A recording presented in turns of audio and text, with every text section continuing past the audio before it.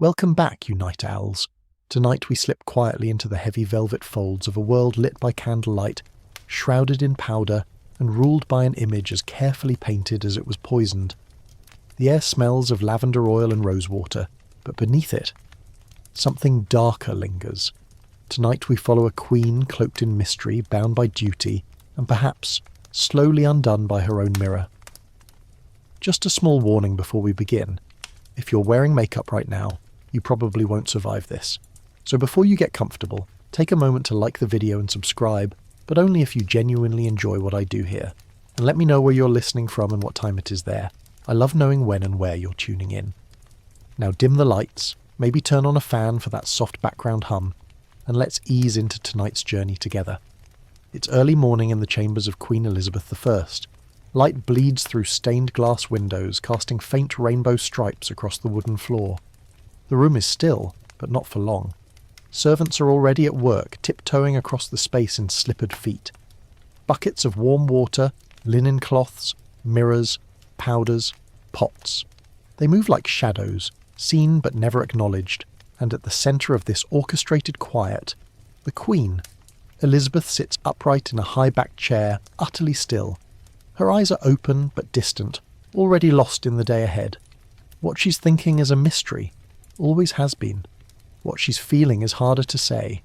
Pain, exhaustion, perhaps neither. Perhaps just the weight of 100 tiny rituals required to transform her from woman to symbol. She wears a white linen smock, her hair pinned back tightly, the skin of her face bare, for now. But that's temporary. Before the court sees her, before a single ambassador bows or a letter is signed, she must become the Gloriana, the Virgin Queen, the eternal monarch untouched by time, and that requires paint. The transformation begins with a slow, delicate cleansing. A cloth dipped in rosewater passes over her cheeks and chin. The Queen closes her eyes, not in rest but calculation. Every step of her toilette is part of the performance. Not a single pore escapes notice. Then comes the base, Venetian ceruse, a thick white paste made of lead and vinegar. It goes on cold, sticky, and heavy. The servant applies it with a flat brush, stroking it carefully across the Queen's skin until she gleams like polished marble. The paste stings slightly, always does, but the Queen never flinches. This is beauty. This is power. Her face now glows with an unnatural pallor, a ghostly brightness meant to signify purity, nobility, and of course, distance from the toiling sun-touched masses. In Elizabeth's court, tan is not trendy. It's a sign you labour in fields, not courts.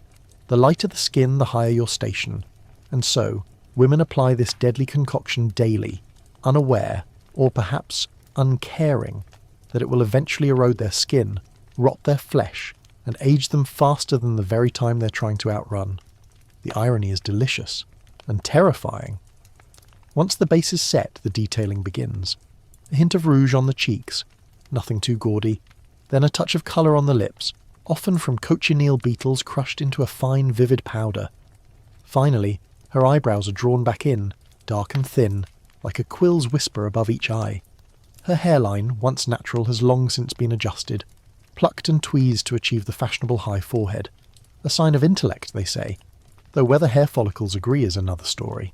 The Queen's own hair has thinned over the years, so now she wears wigs, red and tightly curled, made from horsehair or the locks of others, powdered and perfumed to conceal any hint of decay, and then lace collar, ruffled, starched, standing tall like the plumage of an exotic bird. A crown, yes, but one that shifts. Sometimes it's a jewelled headdress, sometimes just a net of pearls wound around her temples like a halo. Always something radiant, always something distancing. The look is complete.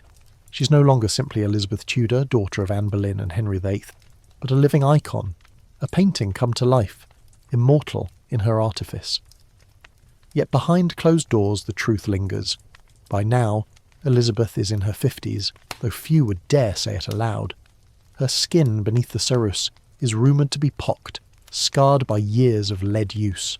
Small lesions must be carefully covered. The weight of her makeup increases with each year. What was once a light mask has become armour, and yet she never appears in public without it. Not even when ill. not even when grieving. She knows the stakes. The image is everything. In a world where women's power is always questioned, where monarchs fall not just to armies but to gossip, Elizabeth has made her face her fortress. If she must poison herself slowly to keep the illusion alive, so be it. Outside her chamber, courtiers are already gathering. Pages chatter softly, noble women fan themselves, diplomats smooth their cuffs. All wait for a glimpse of the Queen. Her appearance is as anticipated as her policies. When she finally emerges, she's met with bowed heads, hushed awe, and the shimmer of admiration, or fear. She glides past them, her ruff rustling like dry leaves, her expression unreadable, her presence undeniable, and still, no one knows the full cost of the glow on her face. Historians still argue whether Elizabeth truly believed in the magic of her makeup or merely endured it as necessity. Some suggest she saw it as armour, others claim vanity crept in over time. A few even whisper that she was addicted, to the image, to the ritual, to the control. After all, in a life of compromise, the mirror obeyed her alone. What we do know, the paint she wore wasn't just pigment, it was power. It silenced doubters, it softened age, it whispered purity in a world that demanded perfection. And it was killing her. Venetian ceruse, despite its elegance and imported prestige, contained white lead carbonate, a substance already known to cause illness, but favoured for its perfect opacity. Symptoms of long-term use included swelling, lesions, hair loss, neurological damage, and yes, death. But in the 16th century, these side effects were often misattributed to bad humours or spiritual imbalance. Medicine didn't yet speak the language of toxicity. In time, Elizabeth's body began to reflect the cost. Her energy waned, her moods darkened, her appetite faltered. She became increasingly private, even paranoid. Some say she refused to let doctors near her, fearing they might betray what lay beneath the white mask. By her final years, her public appearances had grown rare. Onlookers still admired her, of course, but with a tinge of unease. The glow seemed unnatural, the smile tighter. The Queen was still a vision, only now the vision felt more spectral, and yet she endured.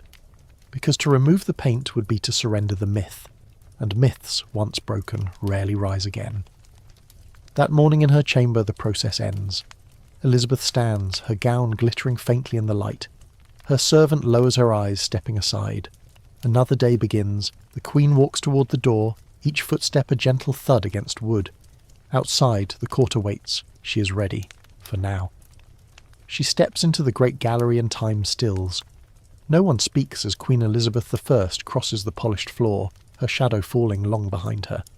The gold-threaded fabric of her gown shimmers like sunlight on a frozen pond, but her face is what draws every eye.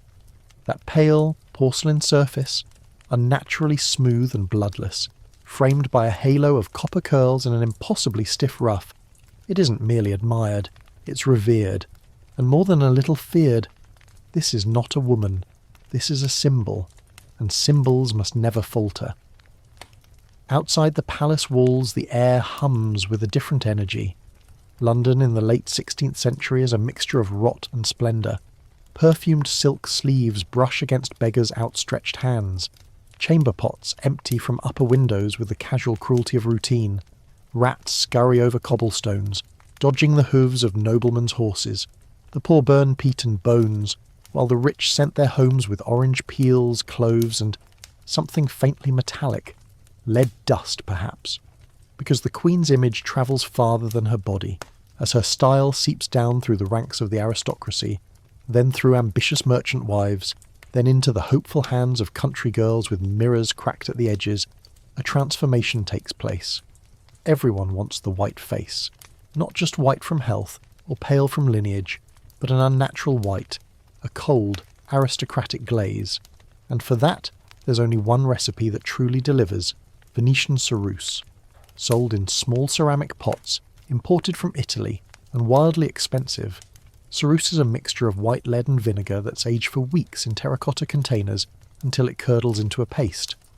Women, sometimes men, dab it onto their skin with fingers or soft brushes, often layering it several times a day.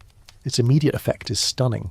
Blemishes vanish, skin appears smooth and luminous, imperfections melt into a uniform glow.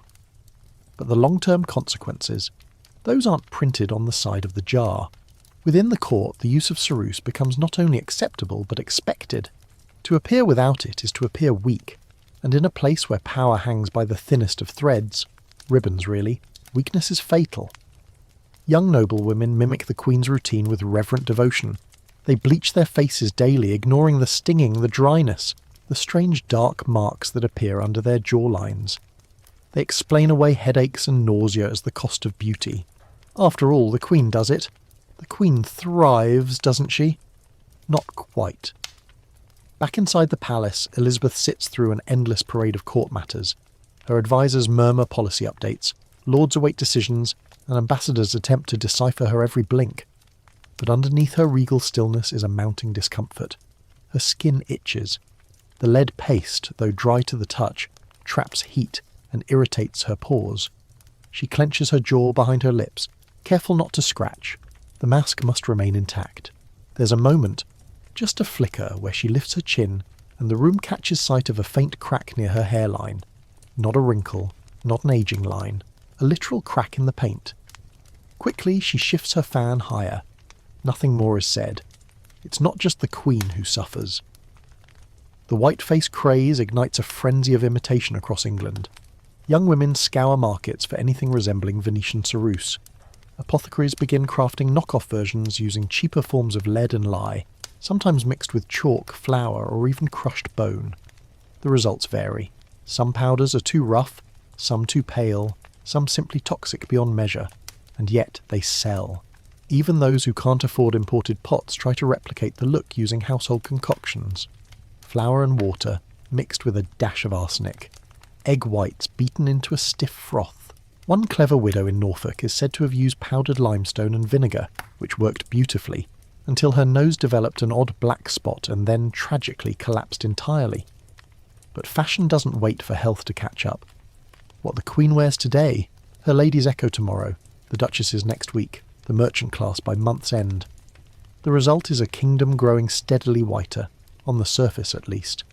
The irony being that underneath, everyone is turning a rather sickly grey. Still, white skin doesn't just symbolise wealth. It becomes a visual shorthand for moral purity.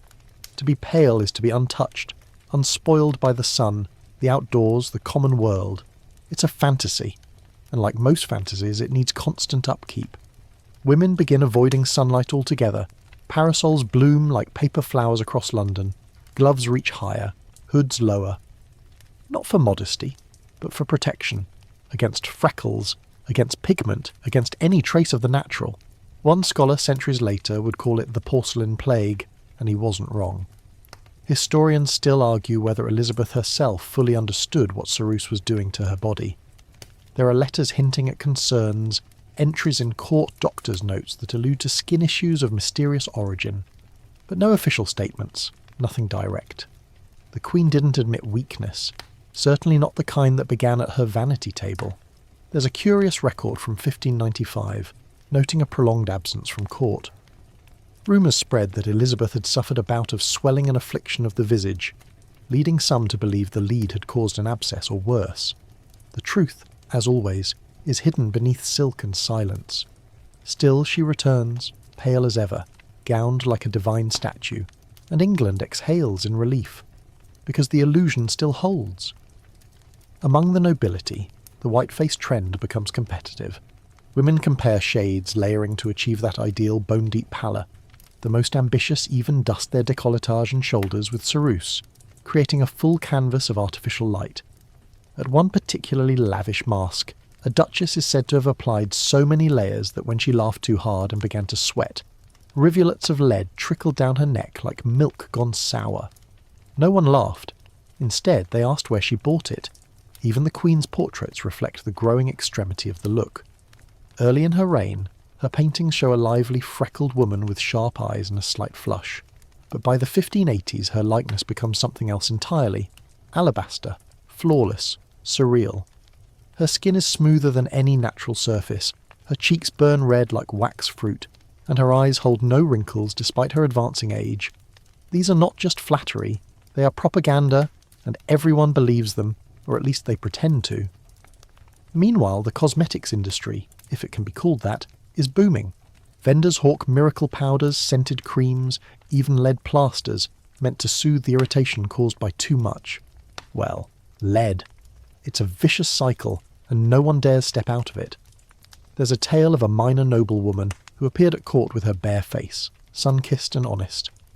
The Queen, noticing her, reportedly smiled politely and remarked, "We have all seen the wind take colour from a rose." A compliment? Possibly. But the girl was never invited back. Whether true or exaggerated, the message is clear. To appear unpainted in the presence of Elizabeth is to risk invisibility. Or worse, correction. Of course, not everyone has the means to keep up. Among the poor, the white-faced look remains aspirational. Some attempt to mimic it with chalk and flour, but often with patchy, ghost-like results. Others simply dream. In taverns, over warm ale, the topic of the Queen's beauty is often debated, not out of admiration, but incredulous fascination. "How does a woman of her years still shine like glass?" one butcher asks. "Same way a roast looks nice on the outside but's raw inside," another replies. "A joke? Yes, but also a truth. Because beneath the glow, there's something deeply wrong. The Queen grows more reclusive. She's rumoured to sleep sitting upright to preserve her makeup, to avoid mirrors except when absolutely necessary, and to shun any attendants who remark too casually on her appearance. Her court begins to sense it. The performance is harder to maintain. The mask is slipping, just a little. And still, the paint goes on. By now, her routine is as rigid as any state ritual. Cleanse with rose water, apply ceruse, layer with starch and powder, add rouge, fill the brows, paint the lips, perfume the neck, adjust the wig, don the collar.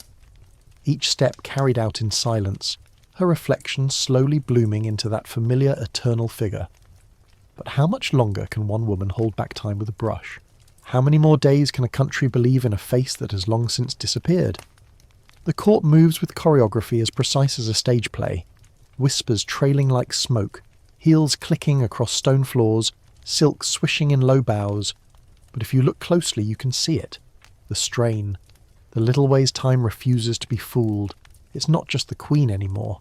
Her ladies-in-waiting are aging too, each following their sovereign's example with a religious fervour that borders on the obsessive.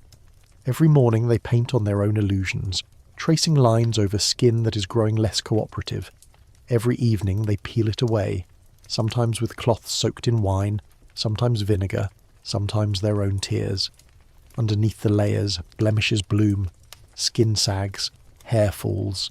Fingers tremble more than they used to. Still, the image must endure. Back in Elizabeth's private chambers, the effort behind the performance is mounting. Her attendants have become experts in silence. They no longer flinch at the worsening texture of her skin beneath the white veneer. They no longer comment on the stiffness of her joints, the deepening shadows beneath her eyes, or the tremors that come when the Queen is very tired. She won't allow it. No one is to speak of it. So, they say nothing. They brush and blend and buff. They hold their breath when applying powder to the softening skin near her temples. They're careful not to tug, not to reveal. Because by now, the paint doesn't just enhance her appearance, it conceals the cost of decades. Behind the closed doors of the Queen's dressing room, the process has become almost medical.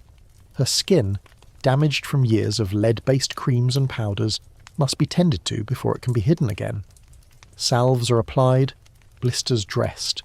Soft patches of cloth are placed where the flesh has grown too raw to hold pigment. Then, the transformation begins again.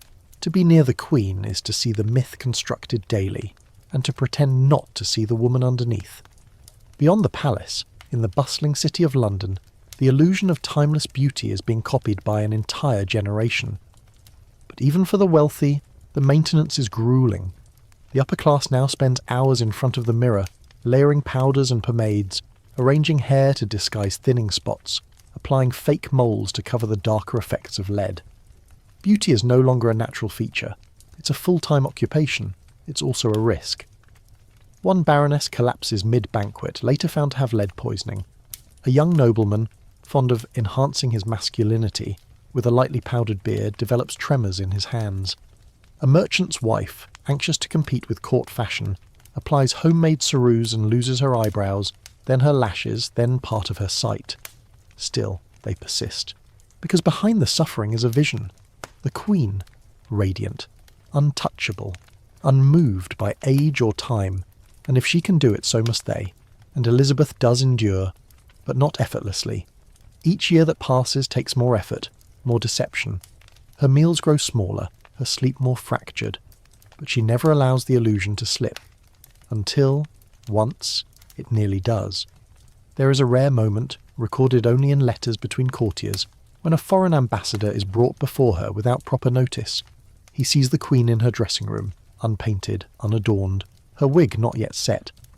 The reaction is unclear. Some say he gasped, others that he froze. One letter claims he bowed deeply, pretending not to notice. What is clear is that the Queen did not speak to him. He was escorted out quickly. That night no one saw her at court. For several days she was not seen at all. When she returned, her appearance was more striking than ever. Her gown sewn with pearls in the shape of stars, her cheeks flushed with bold rouge, her hair a fortress of curls. It was a performance of denial, and it was flawless. But those close to her knew. The effort was taking its toll. Her courtiers begin to take subtle notice. Conversations drift from the Queen's elegance to her routines. Some wonder how long she spends in her chamber each morning. Others mention her aversion to daylight. One maid, newly appointed, is said to have fainted upon seeing the Queen's unpainted face by candlelight, though that tale might be exaggerated. Still, the myth begins to fray at the edges. There's one portrait painted during this time, commonly called the Phoenix Portrait. In it, Elizabeth stands resplendent, draped in a gown embroidered with flames and gold, her face serene and white as chalk. But if you look closely, closer than perhaps she'd allow, you can spot the faint outline of her real skin beneath the layers. A slight unevenness around her jaw, a shadow where the light refuses to bounce. It's subtle, but it's there. Historians still argue whether the artist was careless or simply bold. Some suggest it was intentional, a quiet nod to the duality of the Queen. Others think it was a flaw corrected later. Many copies of the portrait exist. In some, the shadow remains. In others, it has vanished entirely. What can't be painted over, though, is the feeling in the air. Something is shifting. At court, noble women begin to show signs of fatigue. Not just physical, but spiritual. The relentless pursuit of perfection has worn thin. Some whisper of taking the waters at Bath to restore their complexion. Others speak of secret ointments, made from almonds and honey, to soothe skin damaged by years of powder. One daring lady decides to forgo ceruse altogether and appears with lightly rouged cheeks and no base powder. The Queen does not speak to her for a month. The message is received. The paint stays. And yet, beneath it all, the question lingers. How much longer? By now, Elizabeth's hands are often gloved, even in private. Not for fashion, but to hide the darkening of her fingers, where lead has begun to pool in the nail beds. Her attendants note the change, but say nothing. The Queen's health grows more unpredictable. She eats little, sleeps less. Her moods swing sharply. But each morning, without fail, the ritual resumes. The mask is the one thing she can still control. It is, in some ways, the only thing. And still, no one truly knows the extent of the damage. Her physicians are discreet. Her ladies-in-waiting are loyal. The few who speak too freely find themselves reassigned, often to remote parts of the kingdom. The Queen surrounds herself with those who help maintain the myth, because at this point the myth is the monarchy. A crack in the image would be a crack in the crown itself, and yet the people of England continue to adore her. To them she remains the eternal Virgin Queen, the mother of the nation, the divine feminine sovereign. The mask has worked better than anyone could have dreamed, but it has come at a price. The most curious part is how willingly she paid it. Elizabeth was not a fool. She was one of the most politically shrewd rulers in English history. She spoke 5 languages, navigated religious turmoil, and outmaneuvered armies and assassins. She knew the value of appearances. She understood the weaponry of symbolism. And so, even as her body protested, she persisted. Because in her mind, the paint was not poison, it was armour, and when you're a woman ruling alone in a world built by men, armour is essential. So each morning she dons her war paint, smooths on her legacy, and steps into battle again. But inside something is beginning to tremble, a quiet ache in the temples, a tightness in the chest, a weariness that even layers of lead cannot cover. In the stillness of her chamber, after the bustle of the court dies down, the Queen sometimes stands before her mirror staring into it for long, unmoving minutes, not studying, not adjusting, just watching. And in those moments, perhaps she sees it, the line between the woman and the mask blurring at last. The porcelain surface is held strong, but beneath it, the cracks are growing. She walks alone more often now. Long corridors stretch before her, the air thick with the scent of beeswax and aging velvet. Tapestries flap faintly in the breeze from unseen draughts. Her hand trails along the carved stone wall, not for support, of course, though the gesture has grown more frequent. Just a habit, one might say, the touch of something real. The court still sees her as eternal, radiant, ever-glowing. But Elizabeth knows better. Under the powder and rouge and finery is a body slowly slipping away. Joints stiffen, her hands tremble. Her breath is shorter than it used to be, but she will not be seen in weakness. Not now. Not ever. That's why she dresses with even greater precision. Her ruffs grow wider, her sleeves puff higher, her jewels shine brighter, her portraits more mythical than woman. It's not vanity, it's strategy. Because Elizabeth doesn't just wear fashion, she wields it, and the face of power. It must never blink. This is why, more than 2 decades into her reign, she reinvents herself not just as queen, but as an icon, an idea, something bigger than any one woman. She becomes Gloriana, Astrea, the virgin queen descended from goddesses immune to time. If they worship the symbol, they will never question the human. But that requires a look. Pearl-white skin, crimson cheeks, tight-laced bodices, vast skirts that rustle like thunder when she moves, hair piled high, always artificial, always perfect. She doesn't walk into rooms, she arrives, and when she speaks, people lean in, as if listening to something not entirely mortal. Fashion becomes performance, and performance becomes control. And no one plays the role better than Elizabeth. Every gown she wears tells a story. One trimmed with ermine, signalling purity and royalty. Another dyed with indigo and embroidered with eyes and ears, a visual threat to traitors. She appears in gold when the Spanish ambassador visits, in black velvet when mourning, but always with a glimmering edge. Even in sorrow, she shines. One favourite gown is said to be embroidered with phoenixes, birds of rebirth that rise from ashes. A not-so-subtle message to all who doubted her rule. She is fireproof, untouchable. The accessories matter too. Her fans, elaborately feathered and jewelled, are never just to cool her, though she sometimes needs it beneath the layers of ceruse. They are shields, properties, tools to hide the lower half of her face when she wants to remain unreadable. The fans hide trembling lips. Rouge hides fatigue. Wigs hide hair loss. Nothing is accidental. Everything is a message. She's not to be pitied. She's to be adored and feared, and it works, for a time. But this level of control comes at an exhausting price. Fashion trends in the court must keep up with her changing aesthetic. The look becomes more exaggerated with each passing year. Young ladies of noble birth begin imitating not just her style, but her silhouette. Tight corseting, powdered faces, pale arms, heavy embroidery. They float around court like miniature Elizabeths, trying to earn approval with mimicry. And yet none quite achieve the Queen's effect. Because they don't understand the deeper truth. Elizabeth's image is armour built from trauma, not vanity. Every pearl sewn into her bodice is a reminder of isolation. Every layer of paint is a defence against scrutiny. She's not just a monarch. She's a woman who has had to outplay every man in her orbit, every whisper of illegitimacy, every shadow of her mother's fate, and no one gets to see her sweat. Of course, it wasn't always like this.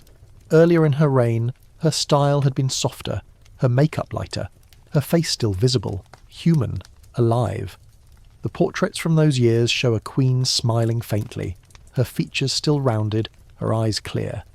But somewhere along the line, after rebellions, after betrayals, after years of courtly flattery and political tightropes, something changed. She became harder, sharper. more painted, as if each layer of cerus added a few more inches of distance between herself and the world. And perhaps that was the point. The older she grew, the more she relied on the mask. Because the world expected her to be many things, forever youthful, forever pure, forever victorious. A human face couldn't survive those expectations. A painted one could. Historians still argue about the exact turning point. Some say it was the execution of Mary, Queen of Scots, a moment that both solidified Elizabeth's power and haunted her privately. Others suggest it was the death of Robert Dudley, her longtime companion, after which she wore only black for weeks. Some believe it was simply age, that she, like so many before and after her, reached that invisible line where admiration turns to scrutiny, and a woman in power becomes unacceptable unless she appears ageless. Whatever the cause, the effect is visible. Her look ossifies into something nearly theatrical. No longer a woman, a living statue, a walking myth. Her courtiers help uphold the illusion. They never speak of her aging. They compliment her glow, her elegance, her untouched complexion. Even when she grows increasingly reclusive, avoiding public dinners, declining long events, they praise her mystique. It's all part of the game, but some see past the surface. The sharpest minds at court notice that her gowns have grown heavier, as if designed to anchor her, that she rarely lifts her arms anymore, preferring subtle hand gestures, that her face, while flawless in light, appears oddly rigid in shadow. She doesn't smile as widely.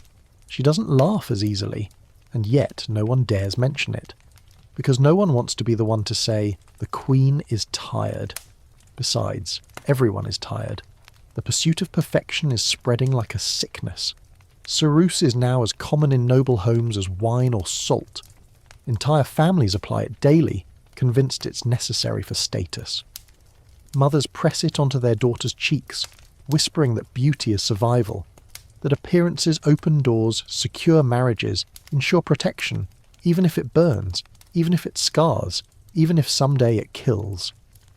A fringe rumour begins to circulate, quietly, in locked rooms and behind fans, that the Queen's health is failing. Some blame a fever, others whisper of a curse. A few more bold blame the very powders that make her radiant, but those rumours are dangerous, so they stay whispers. Meanwhile, Elizabeth continues. She holds court. She delivers speeches. She poses for paintings. Her eyes, once bright, now hold a different kind of light, fierce, flickering, as though she knows her reign is measured in more than years. One scholar would later describe her face during this period as a mask painted with flame. Fitting. Because beneath the fire, the Queen is aging, her steps slow. Her voice grows softer, sometimes cracking mid-sentence. Her sleep, once deep, now fractured by aches and ghosts. But she never complains. She only adjusts the mirror and adds another layer, and the world still believes. In one of her final portraits, the rainbow portrait painted in the very late years of her life, she is shown in an elaborate gown covered in eyes and ears, her hair red and coiled, her face unlined. She holds a rainbow in one hand. The inscription reads, "Non sine sola iris," no rainbow without the sun. But the sun is setting, and the cracks beneath the crown are getting harder to hide. The palace breathes differently after dark. Corridors hush, torches flicker. Laughter dulls into muffled sighs behind velvet-curtained rooms. The rustle of skirts becomes quieter, and the musicians who played sprightly dances just an hour ago now drift into slower airs, melancholy things, written in minor keys. In this liminal hour, when the court half sleeps and the shadows press in, the Queen retreats behind her walls of linen and lace, and in that inner sanctum the ritual begins again. The white face must be removed. A basin of water, warm, tinged faintly pink with rose petals, waits on the table, a square of muslin, a pot of fine almond oil. Her most trusted attendant approaches without a word.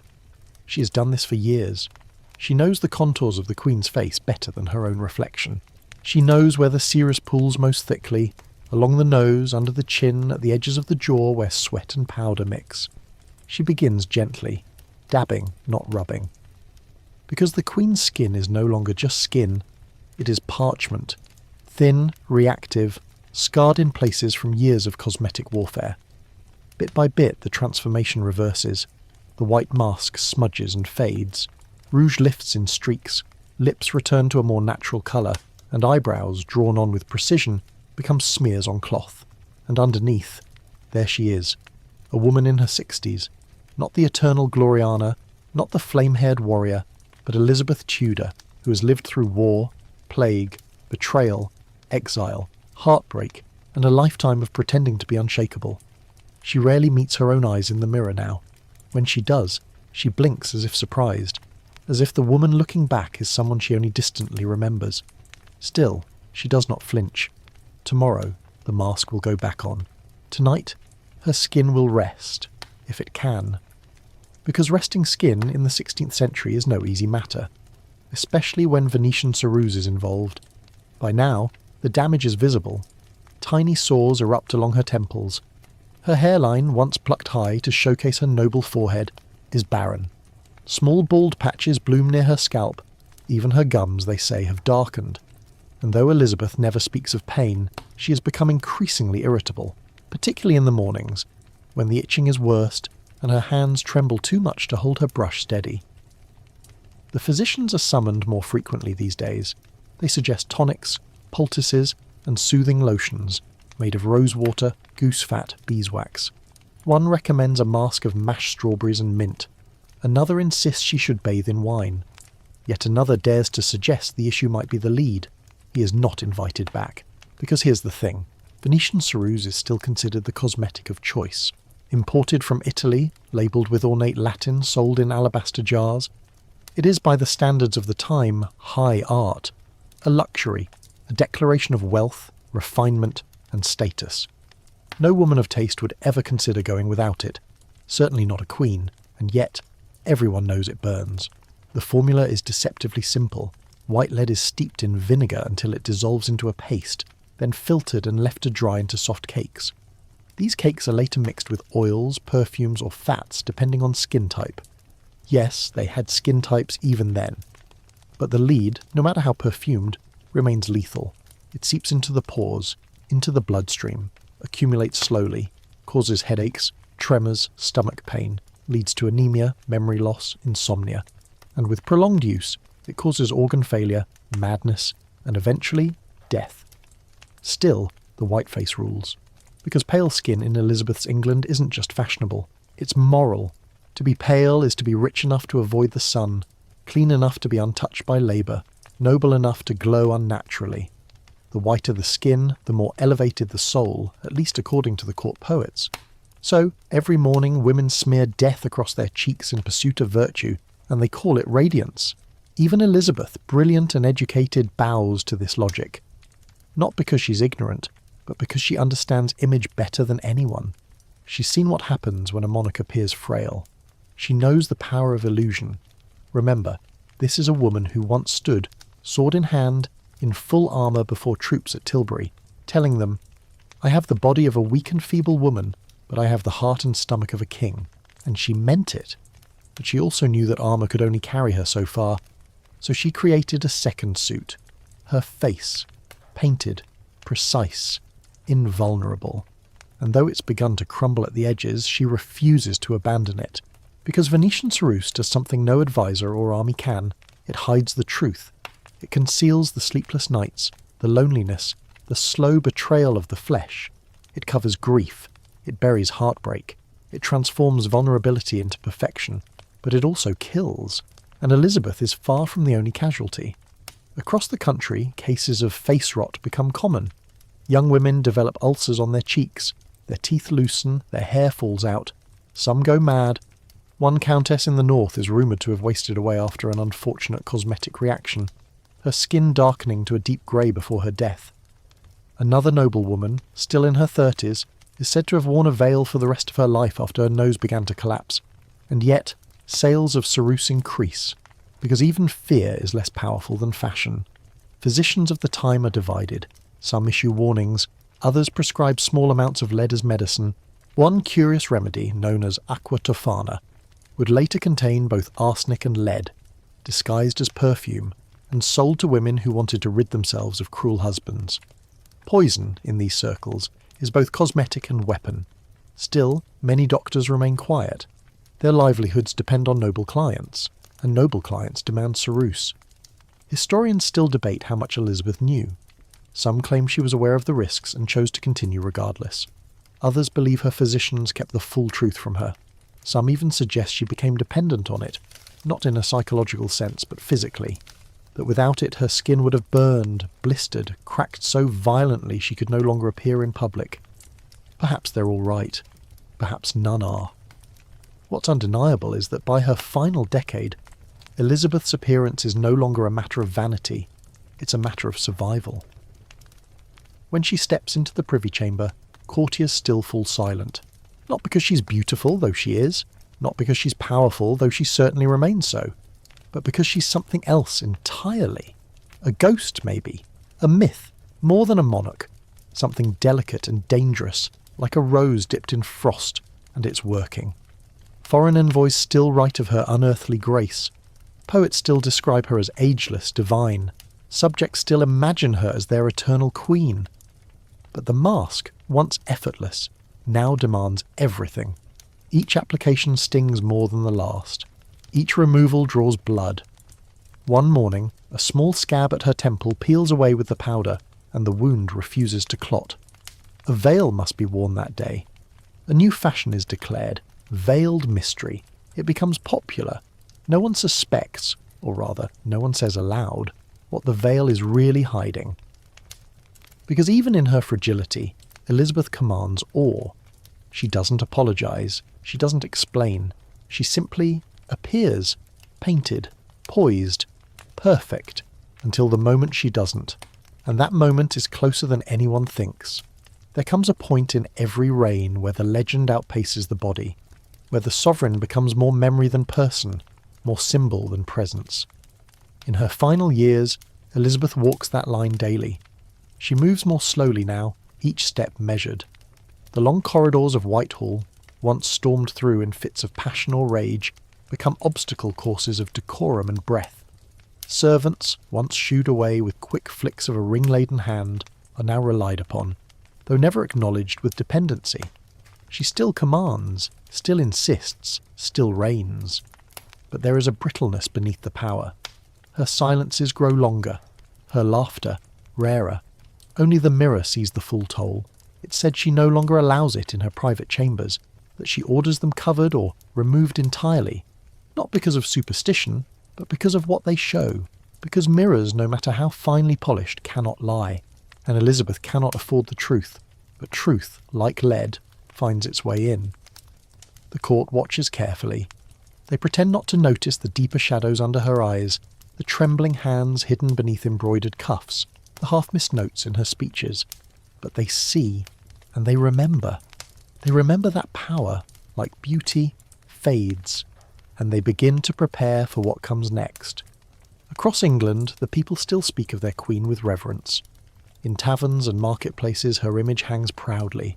Red hair, white skin, regal posture, eyes that seem to look through time. Even in villages that have never seen her in person, she's spoken of with a kind of sacred familiarity. Our Gloriana, the Virgin Queen, good Queen Bess. She has become, to them, a kind of living myth, and myths do not age. But messengers ride more frequently now. Noble letters bear darker ink. Ambassadors whisper more urgently. And rumours spread like frost on glass. The Queen is unwell. The Queen is melancholy. The Queen has taken to sitting in silence for hours, unmoving, unseeing. These things are true. By the spring of 1602, Elizabeth begins to retreat further into herself. The death of friends weighs heavily. The Earl of Essex, once favoured, once loved, has long since been executed for treason, and though she signed the warrant, she never forgave herself. Her closest ladies, companions for decades, have died or been dismissed. Time peels her circle smaller and smaller until only a handful remain. Her favourite, Lady Scrope, tends her with a devotion that borders on reverence. But even she cannot coax the Queen from her quiet. Elizabeth no longer sleeps properly. She paces through the night, her steps soft on the wooden floors, the weight of her gown dragging like grief. Sometimes she mutters, sometimes she prays, but mostly she stares, at nothing, at everything. Her attendants try to tempt her with familiar comforts. Music, poetry, letters from foreign kings. She waves them away. Food is barely touched. Water is sipped, then forgotten. And each morning the ritual continues. Oils, powders, the white paste thickened just slightly to mask what the skin no longer hides. But even the paint has limits. Her face becomes a battlefield. Cracks, lesions, flaking patches that resist both concealment and care. The cerus burns now, not just with discomfort, but with fire. The pain is constant. Her physicians beg her to stop. She refuses, not out of vanity, out of necessity, because if she appears ill, she becomes ill. If she reveals weakness, she invites it, and so she clings to the only thing left that still obeys her, her appearance, or the illusion of it. But the illusion too begins to slip. March 1603, the final month. It begins with a cold, a slight one, nothing of note at first, a cough, a chill. She refuses to go to bed, insists on remaining seated upon cushions in her chamber. For days she stays there, unmoving. She speaks little. Her attendants beg her to lie down. She shakes her head, because lying down feels too much like surrender. But the cold worsens. Her voice grows thin. The cough deepens. Sleep eludes her entirely now. She speaks only in whispers, and only when pressed. The archbishop is called. He kneels beside her. She does not speak. He prays aloud. She watches him, her eyes distant. She will not be crowned again, not in this life. But she refuses the priest's hand when he reaches for hers. She gestures him away, and then, suddenly, she does speak. I am not afraid. It is the last thing she says clearly. Her body begins to fail faster than expected. One morning, her right side stiffens. Her fingers curl into themselves. Her lips dry and crack. Her eyes dim. The cerus, when applied that day, adheres unevenly. It settles into the lines more deeply. Her skin no longer accepts the mask willingly. She is taken to Richmond Palace. She is too weak to protest. The journey is slow, the air sharp and wet with early spring. At Richmond, the windows are covered. The halls quieted. Courtiers hover like ghosts, waiting not to serve but to witness. Those closest to her attend day and night. They speak softly. They weep quietly. No one dares say it aloud, but all know. England's queen is dying. She drifts in and out of consciousness. Her hands flutter at her side as if reaching for something unseen. She murmurs names, some familiar, others lost to time. Robin, Catherine, Anne, Thomas, Mary. No one knows which Mary. Her skin, once so carefully crafted, begins to peel. The sores open, fever spreads, she grows thinner, her teeth ache, she refuses food. Her gown hangs loosely. The paint is finally abandoned. There is no longer a face to paint. Yet even in her collapse she commands silence. The room around her becomes holy. None dare interrupt the moment. The waiting stretches. And then, on March 24th, just before dawn, she exhales. No last words, no grand gesture, just silence. A stillness that feels impossible. Elizabeth Tudor, Queen of England, daughter of Henry and Anne, mistress of empires and legends, slips away. She dies alone, in the quiet. The nation does not weep at first. It is too stunned. News travels by horse, by rumour, by wind. Bells toll slowly. Church doors open. Prayers are said. In the streets people kneel, not just in grief, but in awe. Because something has ended. Something enormous and unknowable. She had ruled for 44 years.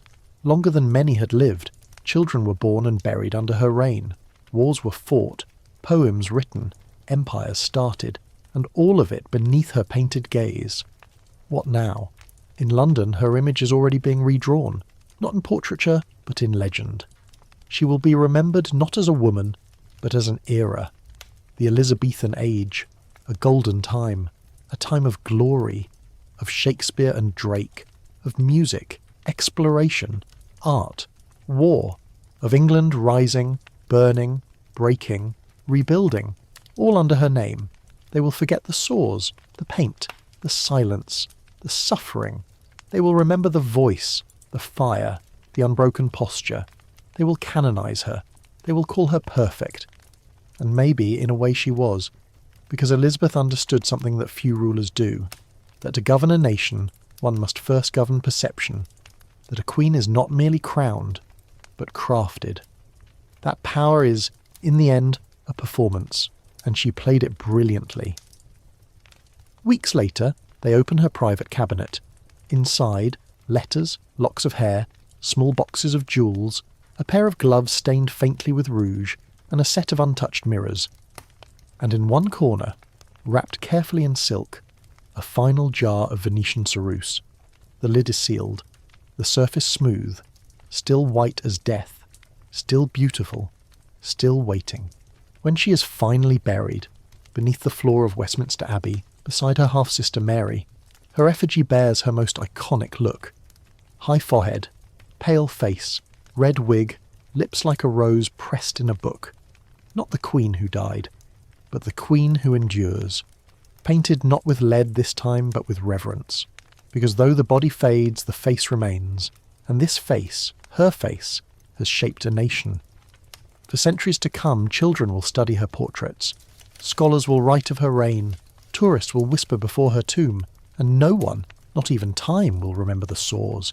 They will remember the white mask and call it majesty. There are moments in history when the air itself seems to shift, when the death of a sovereign unmoors a people from the time they've known and casts them adrift towards something uncertain. In the days following the death of Elizabeth I, England is suspended in just such a moment, the pause between heartbeat and silence, between empire and elegy. No monarch in English memory has left such an absence. Not merely a throne, but a mythos is now vacant. The news moves southward and northward in uneven ripples. Some hear it from bell towers, others from town criers.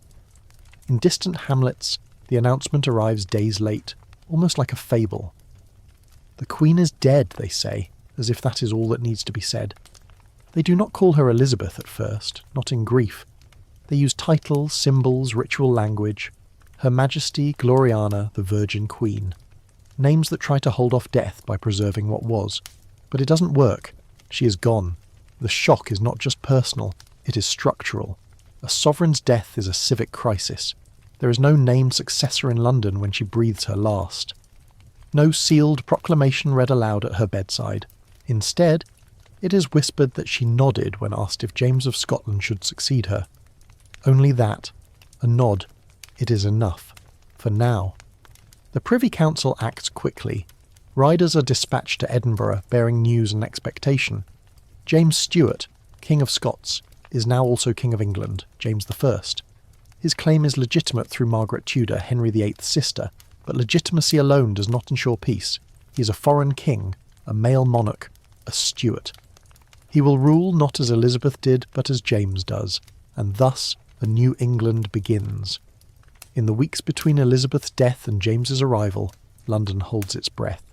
Funeral preparations begin with ceremony befitting a legend. But Elizabeth's body does not decay in silence. Her corpse, transported to Whitehall, grows restless. The embalmers work with urgency and reverence, sealing the body within a lead-lined coffin, applying resins, perfumes, and, some say, a final layer of white paste upon the cold face. The irony does not go unnoticed. Even in death, she must be presentable. The funeral itself is an event of staggering precision. Set for April 28th, 1603, it begins in the early morning. Black draperies stretch across London. Thousands gather. Streets are lined with citizens dressed in mourning. Clergy chant solemn Latin hymns. Bells toll across the Thames. A hearse, massive and dark, drawn by horses cloaked in black velvet, carries her coffin toward Westminster. Upon the hearse is placed an effigy of the Queen, lifelike, regal, painted with the iconic white skin and red lips, golden wig sculpted to perfection. The effigy wears a crown, in its hand, a sceptre. She looks alive, more alive perhaps than she did in her final months, and that is the point. The people do not grieve the woman, they grieve the legend. As the procession winds toward Westminster Abbey, silence grips the crowd. Even the children stop their fidgeting, even the dogs go quiet. Onlookers bow, curtsy, cross themselves. Some weep openly. Some hold out hands as if reaching towards something sacred. They are saying goodbye to an age. Inside the abbey, her body is lowered into a vault, beside Mary I. Two sisters entombed together, one Catholic, one Protestant, one dark, one pale, one flame, one frost. It is not a reconciliation. It is history, sealed in stone. James arrives in London weeks later. He enters the city not with resistance, but with curiosity. Crowds gather to see the new king. They cheer, but it is not the roar Elizabeth once received. There is hesitation. The people know this man by rumour more than reputation. He is tall, ungainly, with a thick Scottish accent and a habit of speaking too freely. He rides awkwardly. He kisses too many hands. He tries to charm the court but misreads its rhythms. He comes with a retinue of Scottish lords, and already whispers spread. They will take power. They will change everything. They will undo what Gloriana built. In the shadow of Elizabeth, James is a man, a mortal king. That alone is unsettling. His first actions are cautious. He affirms the Church of England. He assures nobles of their lands, titles and rights. He orders the production of a new English Bible. He tours the southern counties. But still, unease lingers. It is not rebellion. It is something subtler. It is comparison. And no king can outshine a queen who has become an icon. In the years that follow, Elizabeth's image is reworked into legend. Painters create new portraits from older ones, idealising her even further. The Ditchley portrait becomes a model for majesty, Elizabeth standing upon the globe commanding sky and storm. Other portraits are posthumous, painted not from life, but from memory and myth. She becomes frozen in symbolism, pearls for purity, suns for power, rainbows for peace. Every aspect of her reign is recast through allegory. Even her failures are woven into the tapestry of triumph. The defeat of the Spanish Armada becomes divine victory. The execution of Mary, Queen of Scots, becomes political necessity. Her unmarried status becomes eternal virginity, sanctified by the state. In print, poets and chroniclers contribute to the cult. Edmund Spenser's Fairy Queen, already written during her lifetime, is reread with renewed fervour. Elizabeth as Gloriana, ethereal and untainted. New works follow, plays, songs, elegies. Shakespeare's Hamlet and King Lear, though never explicitly about her, echo the anxieties of succession and mortality that haunted the end of her reign. Elizabeth becomes an idea, and ideas do not die. But history is not kind forever. By the middle of James's reign, Elizabeth is remembered with more distance. The Whitehall court shifts in tone, from dramatic to intellectual, from theatrical to theological. The elaborate fashion of the Tudor court fades into simpler Stuart elegance. Masks and masks replace pageants. Courtiers speak of modernity. And yet, whenever James falters, comparisons are drawn. When he spends too lavishly, they say Elizabeth was frugal. When he favours Scots, they say she ruled as an Englishwoman. When he shirks military action, they say she faced the Armada. Such judgments are not always fair, but they persist. Elizabeth's reign becomes the mirror in which every monarch must see themselves and find themselves lacking. Even generations later, during the reign of her namesake, Elizabeth II, the first Elizabeth will be invoked, for strength, for style, for sheer tenacity. No other monarch, it seems, casts such a long shadow, because no other monarch was so carefully crafted.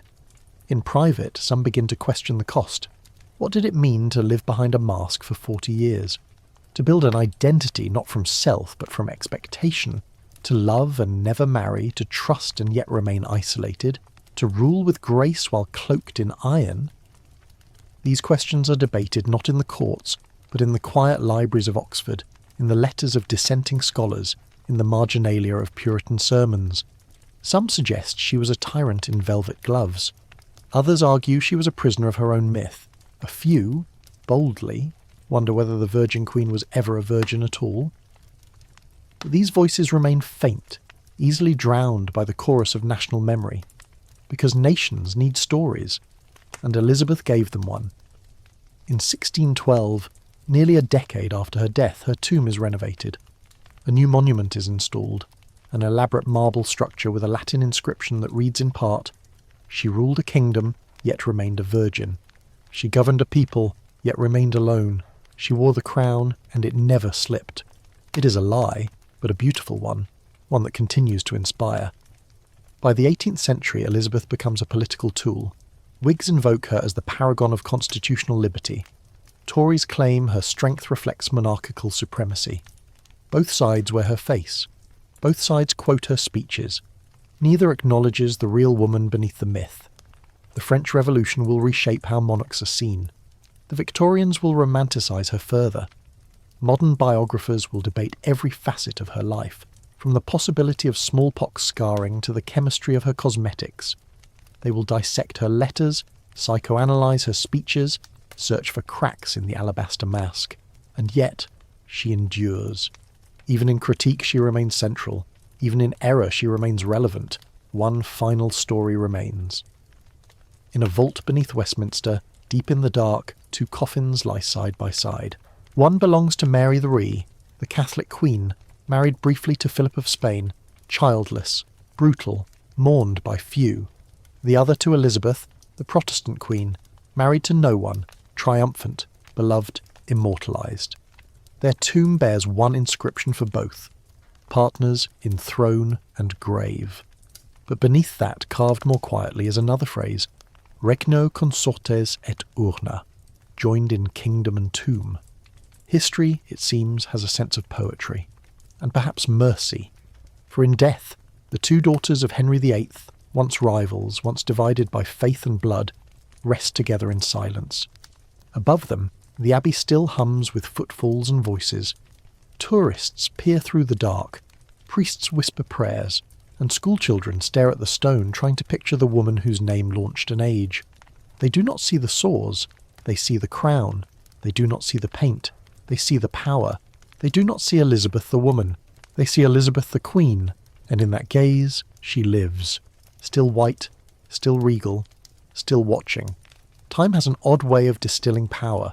It wears away the edges, smoothing conflict into narrative, trauma into timeline, ambiguity into clarity. What begins as a woman, flesh, mind, fears, choices, becomes over centuries a shorthand. Elizabethan. Not Elizabeth the sovereign, but Elizabeth the symbol. Her name is fused with an era, her image with stability, glory, naval triumph, poetic flowering.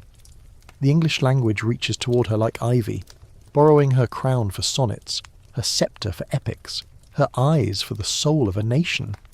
And yet the story of Elizabeth Thus, once reduced to painted portraits, sonorous proclamations, and curated myths, does not end with her funeral, or even with the crowning of James. It continues in the archives, in the neglected rooms of Hampton Court, where her ghost is said to linger. In every retelling, every reinterpretation, every era that reshapes her in its own image. In the decades that followed her death, England was transformed. The Tudor century gave way to the Stuart age. The succession of James I brought not only a new dynasty, but a different sensibility. Gone was the pageantry of Gloriana. In its place emerged a court steeped in learning, theology, and the politics of union. James dreamed of joining England and Scotland under a single crown, not merely in title, but in spirit. But such dreams often die slow deaths. Though James was Elizabeth's successor, he could not command her loyalty. Her memory remained a golden echo in the minds of her subjects. Royal proclamations might urge obedience to the new king, but plays, poems, and private letters still evoked the old queen. To love Elizabeth was not rebellion, but it was increasingly nostalgia. And nostalgia is its own kind of resistance. James knew this. He ordered certain portraits of Elizabeth removed from royal buildings. He discouraged court poets from invoking her too fondly. One particularly bold mask was cancelled entirely for suggesting that the late Queen's reign was purer in harmony and nobler in justice. He could not erase her, but he tried to silence her ghost. Still, her voice lingered. Even the court of James I found itself haunted by her words. She had spoken often and eloquently in her lifetime, leaving behind a trove of speeches, letters, and declarations. The Golden Speech, delivered in 1601, was already becoming legend. In it she professed her love for her people, claimed she ruled not for gain but for service, and that she counted the people's affection above any riches. That speech was printed in dozens of pamphlets after her death, read aloud in grammar schools, cited by clerics, repeated by women, especially who had found in Elizabeth a strange model, a queen who was also a woman, a ruler who had lived outside marriage yet never without power. She had defied the rules, and the rules had changed to accommodate her, but in changing them, she had also bent herself into unnatural shapes. Elizabeth's reign had demanded the constant performance of perfection. Any sign of weakness, a moment's indecision, a crack in diplomacy, a misplaced affection, could be interpreted as failure. So she had armoured herself with language, with ritual, with costume. She wore pearls as armour. She spoke as if scripted. She refused mirrors in her later years not because she feared age, but because she feared truth. She was, in essence, the first modern celebrity monarch, and celebrity is a kind of cage. By the middle of the 17th century, the cult of Elizabeth was fully institutionalised. She appeared in church windows, in civic murals, in the names of ships and parishes. The Virgin Queen had become a patron saint of Protestantism, a symbol of English exceptionalism. Ironically, it was during the English Civil War, decades after her death, that Elizabeth's ghost became politically useful again. Royalists evoked her memory to shame the parliamentarians, claiming that no monarch since her had embodied such balance and wisdom. Conversely, some Puritans cited her tolerance of reformers and compared her favourably to the perceived tyranny of Charles I. Both sides wanted her crown, neither had her character. It was not only politics that resurrected Elizabeth. The arts too found her endlessly fascinating. In the Restoration period, playwrights turned her life into tragedy and opera. John Banks, the unhappy favourite, 1681, painted her relationship with the Earl of Essex as doomed romance. The 18th century transformed her into a moral heroine, chaste, dignified, almost divine. Even Voltaire, writing from France, described her as the wisest woman ever to wield a sceptre. But this wisdom was not always taken at face value. In the 19th century, historians began to dig deeper. The Victorians, obsessed with propriety and lineage, fixated on Elizabeth's virginity. Was it real? Was it metaphor? Was it a political tool? Biographers split into camps. Some argued she had lovers, chief among them Robert Dudley, whose relationships were physical but hidden. Others insisted she remained celibate by choice, by fear, by trauma. Still others believed she preserved virginity as a brand. Yet even amid these debates, a consensus emerged. Elizabeth had used her body as a political battlefield. By not marrying, she retained singular power. By not producing an heir, she forced her people to cling to her life for stability. By becoming England's bride, she made herself indispensable. The fact that this strategy left her lonely was often treated as secondary. Power has no time for sentiment. Or so the narrative went. With the arrival of the 20th century came new tools: psychology, feminism, revisionism. Elizabeth was no longer merely queen or saint. She became patient, subject, case study. Analysts dissected her childhood trauma, the beheading of her mother, Anne Boleyn, the political instability of her youth, her imprisonment in the Tower. They speculated on how such events shaped her cautious nature, her mistrust of intimacy, her exceptional discipline. Feminist historians, meanwhile, claimed her as a pioneer, one of the few women in history to hold absolute power in a patriarchal world and wield it with brilliance. They noted how she mastered the masculine codes of war, politics, and rhetoric, while simultaneously transforming femininity into a source of majesty rather than submission. Yet the question remained, at what cost? Letters from her final years reveal a woman weary of flattery, disillusioned with courtiers, fearful of death, haunted by her choices. She confessed once to feeling but a shadow on the wall of the world, a line that many now interpret as evidence of deep loneliness. And so, the arc of Elizabeth's life, the glittering crown, the imperial portrait, the speeches etched in time, ended not in triumph, but in isolation. A monarch whose people adored her, but whose heart found no rest. In popular culture, however, she lives on vividly. The film industry in particular has found in Elizabeth a reliable muse. Bette Davis, in the 1930s and 1950s, portrayed her as proud and sharp-tongued. Glenda Jackson, in the 1970s, played her with psychological nuance. In the late 1990s and 2000s, Cate Blanchett reintroduced her to a global audience, first as a fiery young queen, then as a hardened ruler navigating betrayal and war. Each performance reveals a different facet, a different truth. Elizabeth I is elastic. She can be moulded to fit any cultural need. Feminist icon, imperial symbol, lonely woman, master strategist, tragic heroine. In that sense, she is less a person than a mirror. She reflects the age that looks at her. There are moments, though, when the mirror cracks. In the 21st century, as empires are re-examined and colonial legacies critiqued, Elizabeth's image has also come under new scrutiny. The foundations of English expansion were laid during her reign. The early ventures of the slave trade, the brutal suppression of Irish revolts, the seeds of economic inequality, these too are part of her legacy. Historians now grapple with the contradictions, that she defended religious freedom for Protestants but persecuted Catholics, that she resisted absolutism but ruled with near-absolute power, that she inspired artistic flowering while censoring dissent. She was neither angel nor demon, she was human, exceptionally so. In Westminster Abbey, the marble effigy above her tomb still bears a quiet majesty. Tourists file past. Some pause. Others hurry on to see Darwin or Newton or Dickens. Few truly stop to consider that beneath that stone lies the bones of a girl once declared illegitimate, a woman who ruled without marrying, a queen who navigated a world that did not want her and bent it to her will. She ruled for 44 years. She died at 69. She changed the trajectory of a nation.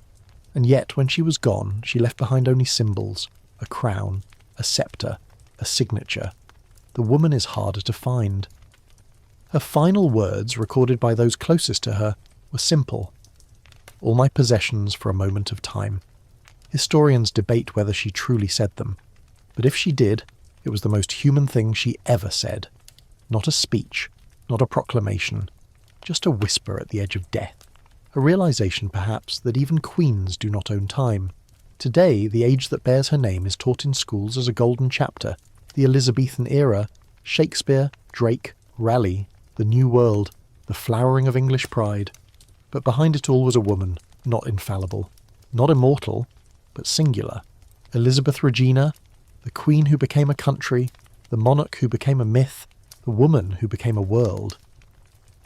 If the age of Elizabeth ended with her death in 1603, its afterlife endured for centuries, not simply in paintings or prose, but in the consciousness of a people perpetually haunted by her ghost. From schoolbooks to state ceremonies, from stained glass windows to cinema screens, she refused to vanish. She had, through sheer force of presence, entered the bloodstream of a nation. But myths evolve, and reverence matures into inquiry. The 21st century no longer kneels at the feet of monarchs, it interrogates them. Today, historians, sociologists, novelists and artists continue to return to the figure of Elizabeth not to worship, but to understand. They trace the machinery that built her public image and the machinery she herself set in motion. And as they examine, a more textured portrait emerges, not Gloriana of legend, but Elizabeth of flesh and spirit. To understand how she endures, we must return to the tools of her own making, language, spectacle, memory, and see how they were crafted not merely to govern, but to transcend time. Elizabeth was, above all, a master of narrative. In an age when power could be fleeting and reputations destroyed by a whisper, she made her myth indestructible by intertwining it with England's destiny. Her speeches were not simple acts of communication, they were performances of identity. Each word, each gesture, each calculated silence stitched her closer to the heart of the nation. She understood better than any monarch before her, and perhaps any since, that the crown did not confer majesty. Majesty was conferred by the imagination of the people. To keep that imagination enthralled, she shaped herself into symbols. She wore white and black in strategic contrast, signifying chastity and strength. She filled her portraits with allegorical objects, globes, swords, books, serpents, roses. Each one whispered something about who she was and who she claimed to be. In the famous Armada portrait, painted after the defeat of the Spanish Armada in 1588, Elizabeth stands triumphant, her hand resting on a globe, England's fingers quite literally on the world. Her face is ageless, her body adorned with pearls, symbols of purity, and her expression unreadable. Behind her, the English fleet sails victorious through storm and flame. She's not simply a queen, she is fate. The power of that image was immense, and it endures, but in surviving, it obscures. For every grand portrait there was the weary woman behind the paint. Elizabeth aged in secret. She covered the ravages of time with thick cosmetics, wigs, and ruffled collars that reached toward her ears. In private, she was known to rage against illness, against time, against betrayal. She had few confidants, even fewer true friends. Her court, though brilliant, was filled with men who measured loyalty against ambition. The closest she came to romantic companionship was with Robert Dudley, Earl of Leicester, a man whose charm was as potent as his political aspirations. Their letters suggest deep affection, even love, but they also reveal caution, frustration, and above all, the heavy chains of duty. Elizabeth had watched too many queens fall to ruin through the whims of marriage. Her mother, Anne Boleyn, executed. Her cousin, Mary Queen of Scots, imprisoned and beheaded. She understood that a woman in power married not a man, but a faction. To wed was to surrender part of herself, and so she chose to wed no one. This decision, revolutionary in its defiance of expectation, also became the centrepiece of her myth, the Virgin Queen, the Bride of England. The body politic and the body personal fused in a way never before seen. But virginity, in Elizabeth's case, was not simply a matter of anatomy or theology. It was strategy. It allowed her to remain sovereign, not only in title but in selfhood. It protected her from consort ambitions, from papal manipulations, from dynastic entanglements. It also tragically isolated her. The costs of power reveal themselves slowly. In her later years, Elizabeth often retreated from the company of courtiers. Her household noted her increasing melancholy, her late-night wanderings, her silence at meals. She relied heavily on trusted servants, especially her ladies-in-waiting, who offered comfort without competition. Her final favourite, Robert Devereux, Earl of Essex, would betray that trust. Essex, ambitious and charismatic, sought military glory in Ireland but failed. Upon his return, he defied protocol, burst into her chamber unannounced, and ultimately led a rebellion against her. It was the ultimate personal and political betrayal. She had him executed. Contemporaries reported that she never fully recovered. She wore black more often. She spoke of time slipping away, and she increasingly resisted the presence of mirrors in her chambers. The woman who had mastered image now could no longer bear to look upon her own. When Elizabeth died on March 24th, 1603, there was no child to carry her name, no spouse to mourn her as consort. The Tudor line, begun with Henry VII and carried to brilliance through her, was extinguished. Yet something more profound survived. Elizabeth's true legacy was never dynastic. It was symbolic. She bequeathed to England not a family but a narrative, a sense of self, a belief in national uniqueness, in defiance, in destiny. It was her greatest bequest, and also her greatest manipulation. Because in shaping that story, she buried parts of herself that no historian can fully unearth. Modern interpretations of Elizabeth must therefore navigate a maze of constructed truths. Each century reconstructs her according to its own values. To the Victorians, she was chastity incarnate. To the 20th century, she was a feminist icon. To post-colonial thinkers, she's a founder of imperial ambition. To dramatists, she's both Shakespeare's muse and Machiavelli's pupil. Yet perhaps the most honest view is the least convenient: Elizabeth as human contradiction. She was cautious, yet daring, merciful, yet ruthless, vain, yet deeply self-aware. She was a woman who survived in a world not built for women in power, and who reshaped that world through brilliance, calculation, and theatricality. That tension between truth and performance is what makes her endlessly fascinating. She cannot be flattened into lesson or parable. She must be lived with, like a riddle that changes shape the closer you come to solving it. And perhaps it is no coincidence that in times of crisis her memory resurfaces. During World War II, as Britain stood isolated against Nazi aggression, posters evoked Elizabeth and the Spanish Armada. Prime Minister Winston Churchill likened her speeches to his own, defiant, unyielding, anchored in patriotism. During the Cold War, Elizabeth appeared in textbooks as a symbol of Western resilience, standing firm against Catholic Europe, guiding Protestant England into modernity. In contemporary times, As Britain wrestles with questions of identity, nationalism and post-EU self-definition, her image is again in circulation, not just in politics, but in pop culture. Television series like The Crown and Elizabeth dissect her reign. Podcasts analyse her letters. University courses debate her morality. She remains improbably modern, not because she belongs to our time, but because our time keeps returning to hers. To understand Elizabeth is to stand at the crossroads of myth and memory. It is to gaze at portraits that lie, and letters that conceal. It is to hear speeches meant for performance, not confession. It is to read between silences. And in those silences one begins to hear the faintest truths. That she envied the simplicity of others' lives. That she feared the price her soul had paid for glory. That she knew her crown could never be removed, even in death. There is a story, likely apocryphal, that Elizabeth kept a small mirror hidden in a drawer in her final years. Though she forbade others from showing her reflection, she would, in the solitude of early morning, look briefly at her own face, just long enough to remember, just long enough to recognise the woman beneath the Queen.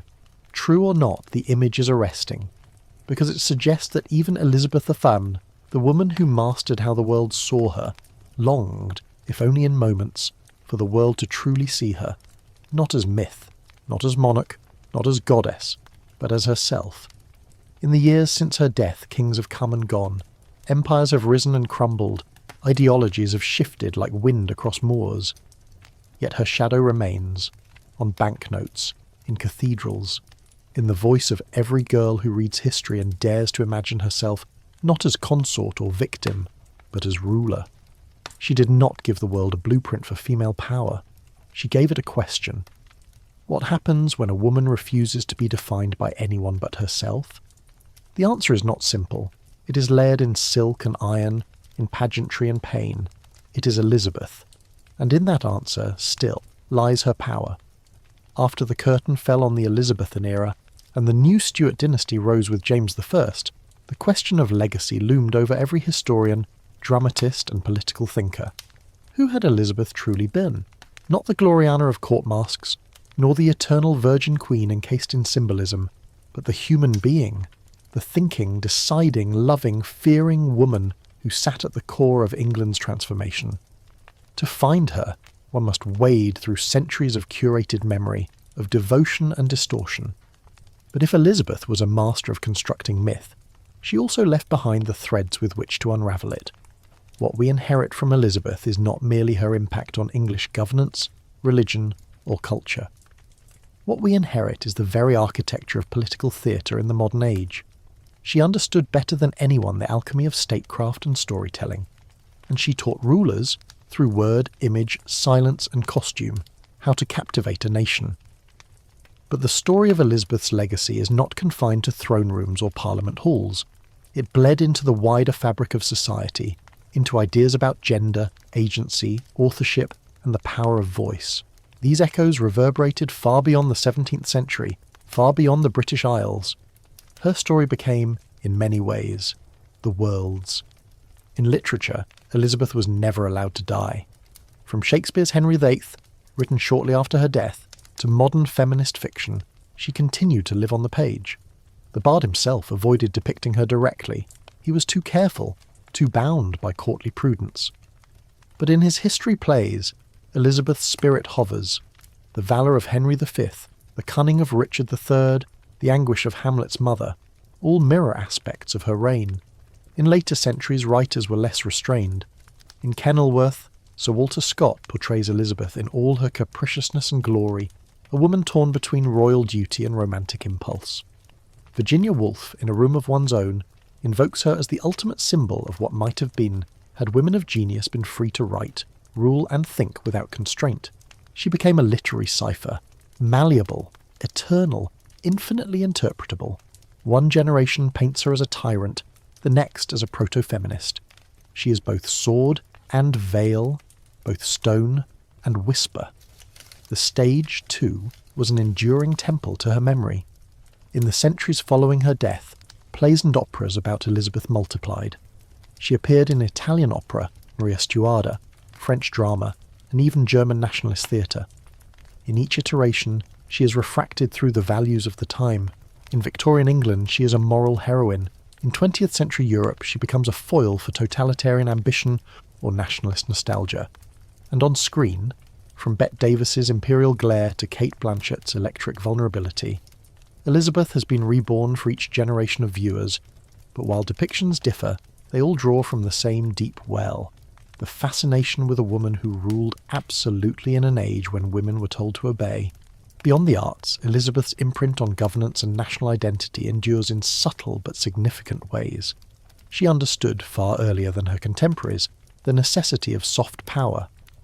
While her armies were small and her treasury often strained, she wielded influence through diplomacy, espionage, marriage negotiations and propaganda. Her reign became a model for balancing force with finesse, presence with prudence. Modern political leaders, especially female ones, have often been compared to her, sometimes deliberately, sometimes not. Margaret Thatcher, dubbed the Iron Lady, evoked comparisons in her defiance and solitude. Hillary Clinton, Angela Merkel, and even Queen Elizabeth II carried echoes of Elizabeth I in their public image and rhetorical strategies.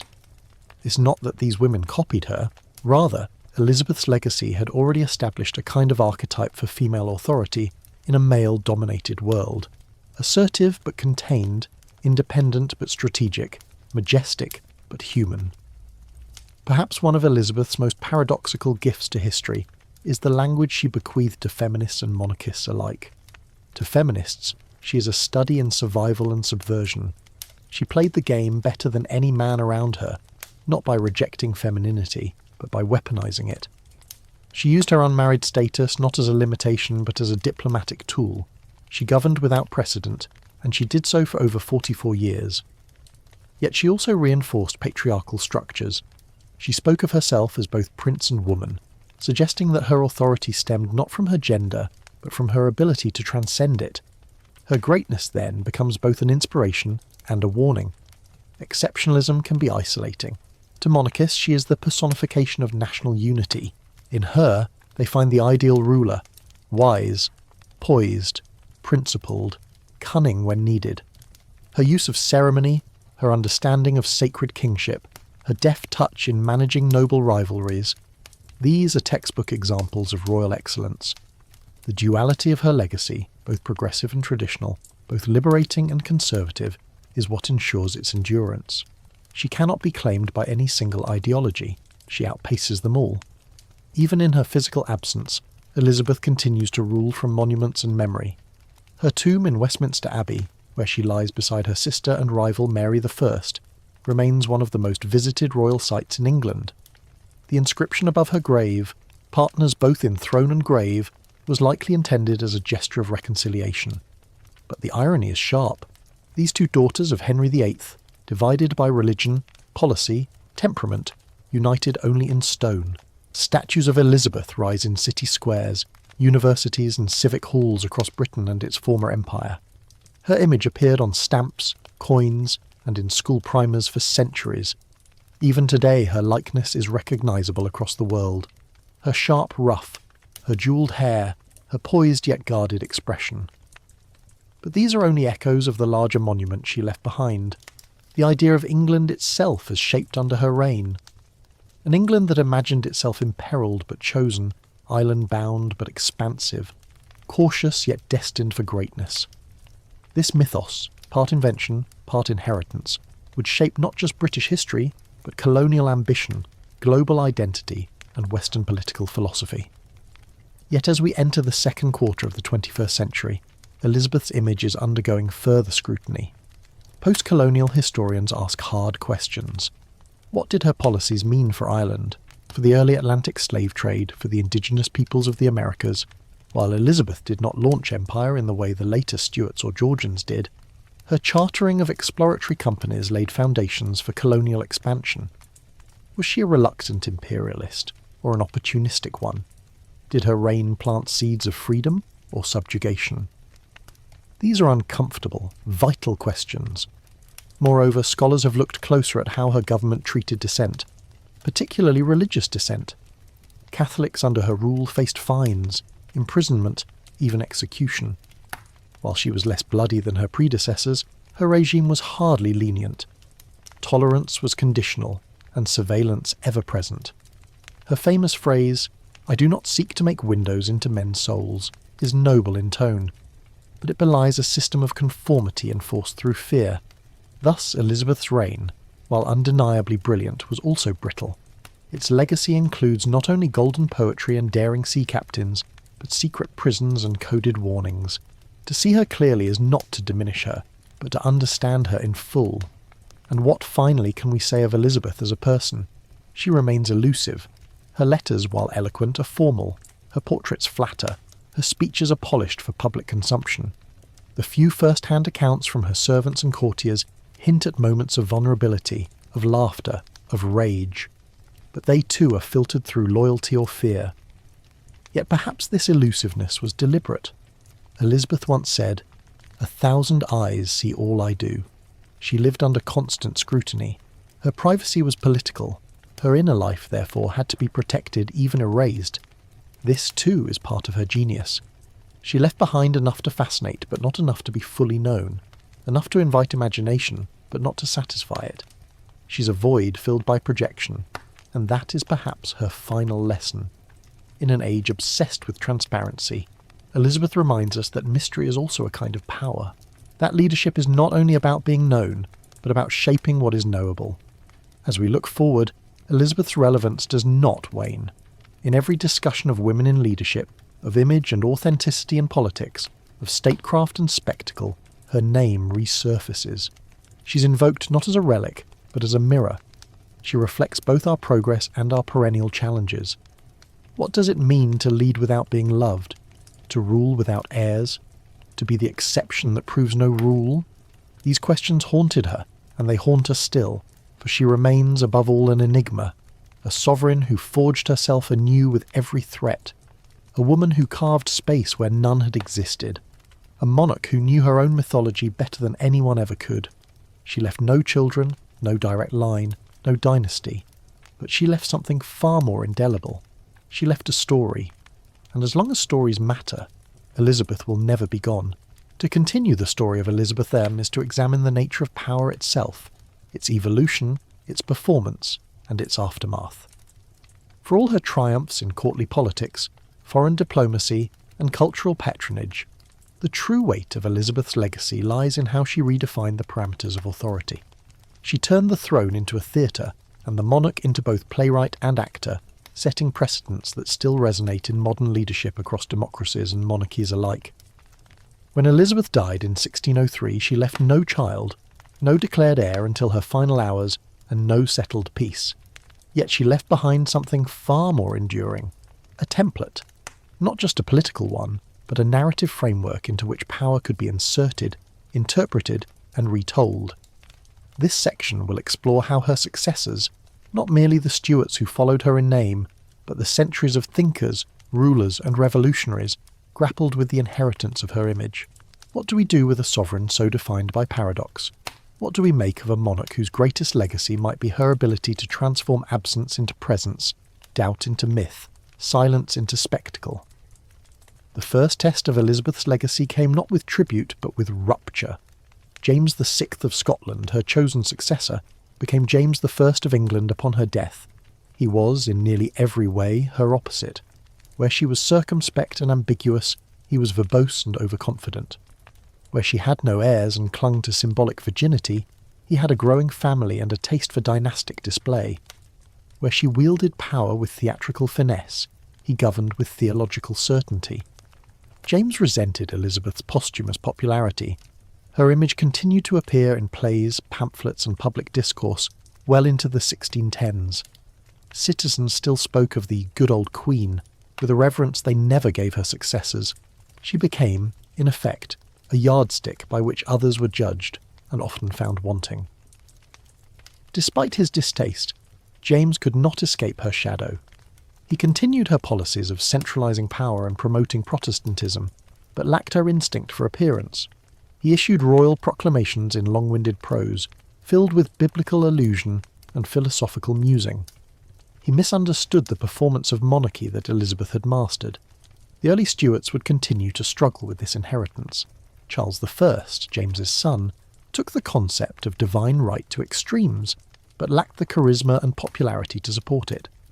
His eventual execution in 1649, by a government claiming the right to depose and kill a monarch, marked the shattering of Elizabeth's carefully curated monarchical mystique, and yet even this act of regicide was shaped, in part, by Elizabethan precedent. Her reign had given rise to a new kind of political thinking, about sovereignty, consent and nationhood, that would come to fruition, ironically, in the questioning of royal power. Philosophically, Elizabeth's legacy haunted early modern political theory. Thomas Hobbes, writing during the English Civil War and the aftermath of Charles I's death, imagined a leviathan, a sovereign constructed through the consent of individuals, to whom all power must be ceded for the sake of order. Though Hobbes's leviathan was often read as a rebuke of democratic sentiment, its imagery owed much to the Elizabethan conception of the monarch as a body politic, both singular and collective. Elizabeth had embodied the nation, and her subjects had spoken of her as both woman and realm. Hobbes, perhaps unwittingly, formalised that image into theory. Later philosophers, like John Locke, would push in the opposite direction. Locke, reacting against the absolutism of later Stuarts, argued for the primacy of natural rights and the necessity of limiting power through consent. In Elizabeth's reign, he might have seen a proto-constitutional monarch, careful to balance factions, consult Parliament and avoid overreach. In this way, Elizabeth's legacy splintered into contradictions much like her life. To some, she was a model of enlightened absolutism. To others, a symbol of constitutional moderation.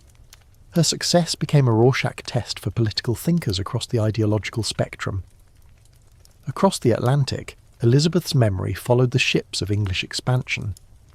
Though the vast majority of English colonisation occurred after her death, Elizabeth's reign was the seedbed of imperial ambition. She had chartered the East India Company in 1600 and granted patents to explorers like Walter Raleigh and Humphrey Gilbert. She encouraged maritime adventuring, even piracy, when it served England's interests. In the New World, the first English colonial attempts bore her name, most famously Virginia, so named in honour of the Virgin Queen. The irony of an untouched wilderness named after a monarch whose virginity was a political fiction is profound. From its inception, the English colonial project was wrapped in symbolic excess, projecting ideals that often masked violent realities. Over the centuries, Elizabeth's image was invoked in colonies as both justification and aspiration. British administrators painted her as the mother of empire, and settlers imagined themselves as inheritors of her vision. Her iconography was used to promote loyalty, stability, and cultural superiority. But as the colonial world began to resist imperial rule, Elizabeth's legacy became more ambivalent. In post-colonial literature and history, she is often viewed as a founding figure in a system of dispossession. Her support for trade ventures, some of which dealt in human beings, linked her, however indirectly, to the global circuits of slavery and exploitation. Thus, her image was once again refracted, not simply the mother of empire, but a symbol of empire's costs. Back in Britain, Elizabeth's cultural afterlife never faded. The 18th century saw her canonised by poets and painters alike. In 1737, William Kent's Elizabeth at Tilbury, a grand oil painting imagining her famous speech to the troops, recast her as a warrior queen, calm and resolute. History plays staged in London, theatres revisited her reign with increasing nostalgia, as Britain wrestled with the loss of American colonies and the rise of parliamentary government. In the Victorian age, Elizabeth's legacy took on renewed urgency. Queen Victoria, herself, a woman ruling alone, was inevitably compared to her predecessor. The comparison was encouraged by commentators eager to find continuity in female rule. Victorian writers emphasised Elizabeth's chastity, devotion and Englishness, qualities that mirrored their own national ideals. Yet this domestication of Elizabeth, turning her from political operator to national matron, blurred the raw ambition and calculation that had defined her rule. She became sentimentalised, softened into myth. At the same time, the rise of modern feminism in the late 19th and early 20th centuries found in Elizabeth a different kind of hero. Writers like Sarah Stickney Ellis and later Virginia Woolf saw her as evidence that women, even in the most restrictive contexts, could wield supreme power. Suffragists invoked her as proof that leadership did not require masculinity. In the 20th century, especially after World War II, Elizabeth became a figure of both critique and celebration. Post-war historians, especially those aligned with the revisionist school, examined her flaws with new clarity. Her delays in decision-making, her economic mismanagement, her failures in Ireland. Others re-evaluated the myth of her virginity, suggesting that the image was less about chastity and more about autonomy. Still, the fascination persisted. Her face continued to appear on stamps, her speeches were studied in school, and her name was given to ships, schools, theatres, and even nuclear submarines. The British state, consciously or not, continued to use her image to frame its history. In the 21st century, Elizabeth's image has evolved once again. In popular media, she is more visible than ever. Film and television portrayals multiply. Helen Mirren's steely command in Elizabeth I, Kate Blanchett's emotional volatility in Elizabeth and Elizabeth, the Golden Age, Margot Robbie's icy poise in Mary Queen of Scots. Each performance emphasises different facets of her personality, sometimes the icon, sometimes the woman. But beyond the screen, her role as a cultural touchstone continues to shift. Academic historians, particularly women, have increasingly reclaimed her not as a symbol, but as a subject. Their work explores her medical anxieties, her handwritten letters, her jokes, her wardrobe, her inner circle. They seek not to praise or condemn, but to understand. They ask, what did it mean to be the most powerful woman in the world, in a time when women were supposed to be silent? What toll did that power take? Their answers suggest a figure far more complex than either hero or villain. Elizabeth's relevance today may lie not in her political decisions, but in her navigation of public identity. In an era of social media, when image can dominate substance, her life offers both warning and wisdom. She knew the danger of being too visible and the risk of being too opaque. She understood the hunger for symbols and how quickly they could turn. She mastered a politics of ambiguity, leaving doors open, decisions delayed, alliances provisional. She embodied the art of endurance. This is not to say her model should be emulated without caution. Elizabeth was an authoritarian ruler. Her court relied on censorship, her justice system on spectacle, her government on hierarchy. But she also showed that power can be exercised with restraint, that leadership can exist in nuance. Perhaps her greatest insight was that perception is reality, and that shaping perception is the highest form of politics. So where does her legacy stand now? Not in any one policy or victory, not even in the longevity of her reign, but in the fact that she changed what was possible. Before Elizabeth, a woman ruling alone was a contradiction in terms. After her, it was precedent. Before Elizabeth, monarchy was a masculine performance. After her, it became a space where femininity, strategic, adorned, performed, could command. Before Elizabeth, power was something wielded. After her, it was something choreographed. She left no direct descendants, but she left an inheritance that is broader, more powerful, and far more difficult to catalogue. The story of what happens when an individual reshapes the story itself. As long as we study politics, gender and performance, as long as we study history, we will find ourselves returning to Elizabeth. Not because she was perfect, not because she was kind, not because she was victorious, but because she understood that to rule is to be remembered, and to be remembered is, in a sense, to rule forever. To understand the full impact of Elizabeth I, one must turn not only to the aftershocks of her reign in politics and culture, but to the structure of the world she helped to usher into being. She lived at a hinge point in history, when feudal structures were giving way to centralised states, when religious wars consumed Europe, and when the notion of England began to congeal into a coherent, powerful national identity. Through a mixture of charisma, calculation, and sheer survival, Elizabeth placed herself at the centre of these transformations. But Elizabeth's reign was not simply a tale of domestic stabilisation or royal ingenuity. It was part of a broader shift in how authority, identity, and legitimacy were understood across Europe. Monarchs were no longer merely rulers by inheritance. Increasingly, they were expected to justify their power through performance, display, and ideology. Elizabeth sensed this before many of her contemporaries, and she acted on it with unerring precision.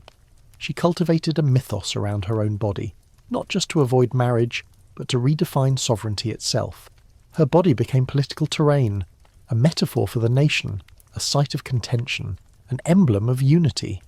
No monarch before her had so consciously turned their physical form into a public symbol.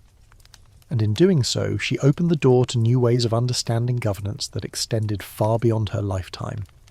The physical body of Elizabeth, her face, her hands, her gestures, was more than a private reality.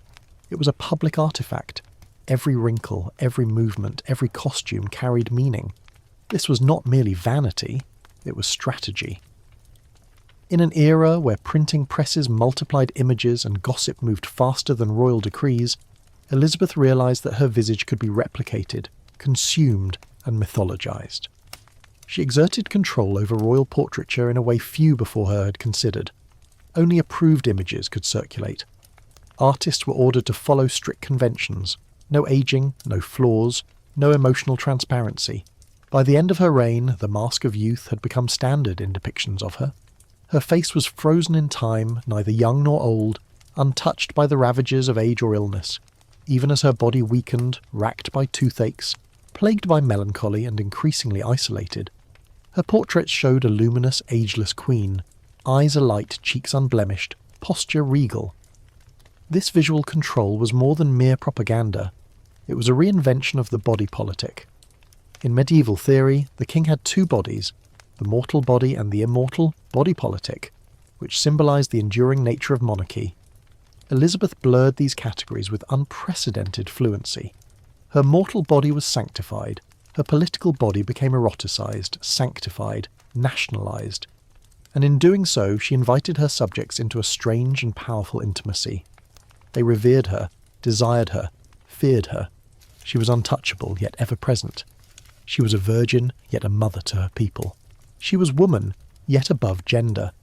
This paradox was not a flaw in the system, it was the system. It was what made Elizabeth's rule both mesmerising and terrifying.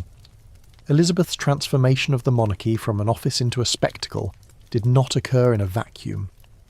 Across Europe, other rulers, especially female rulers, were engaging in similar exercises of self-fashioning, though often with less success. Catherine de' Medici in France deployed patronage and court rituals to stabilise her son's fragile reigns, but she lacked Elizabeth's singularity of image.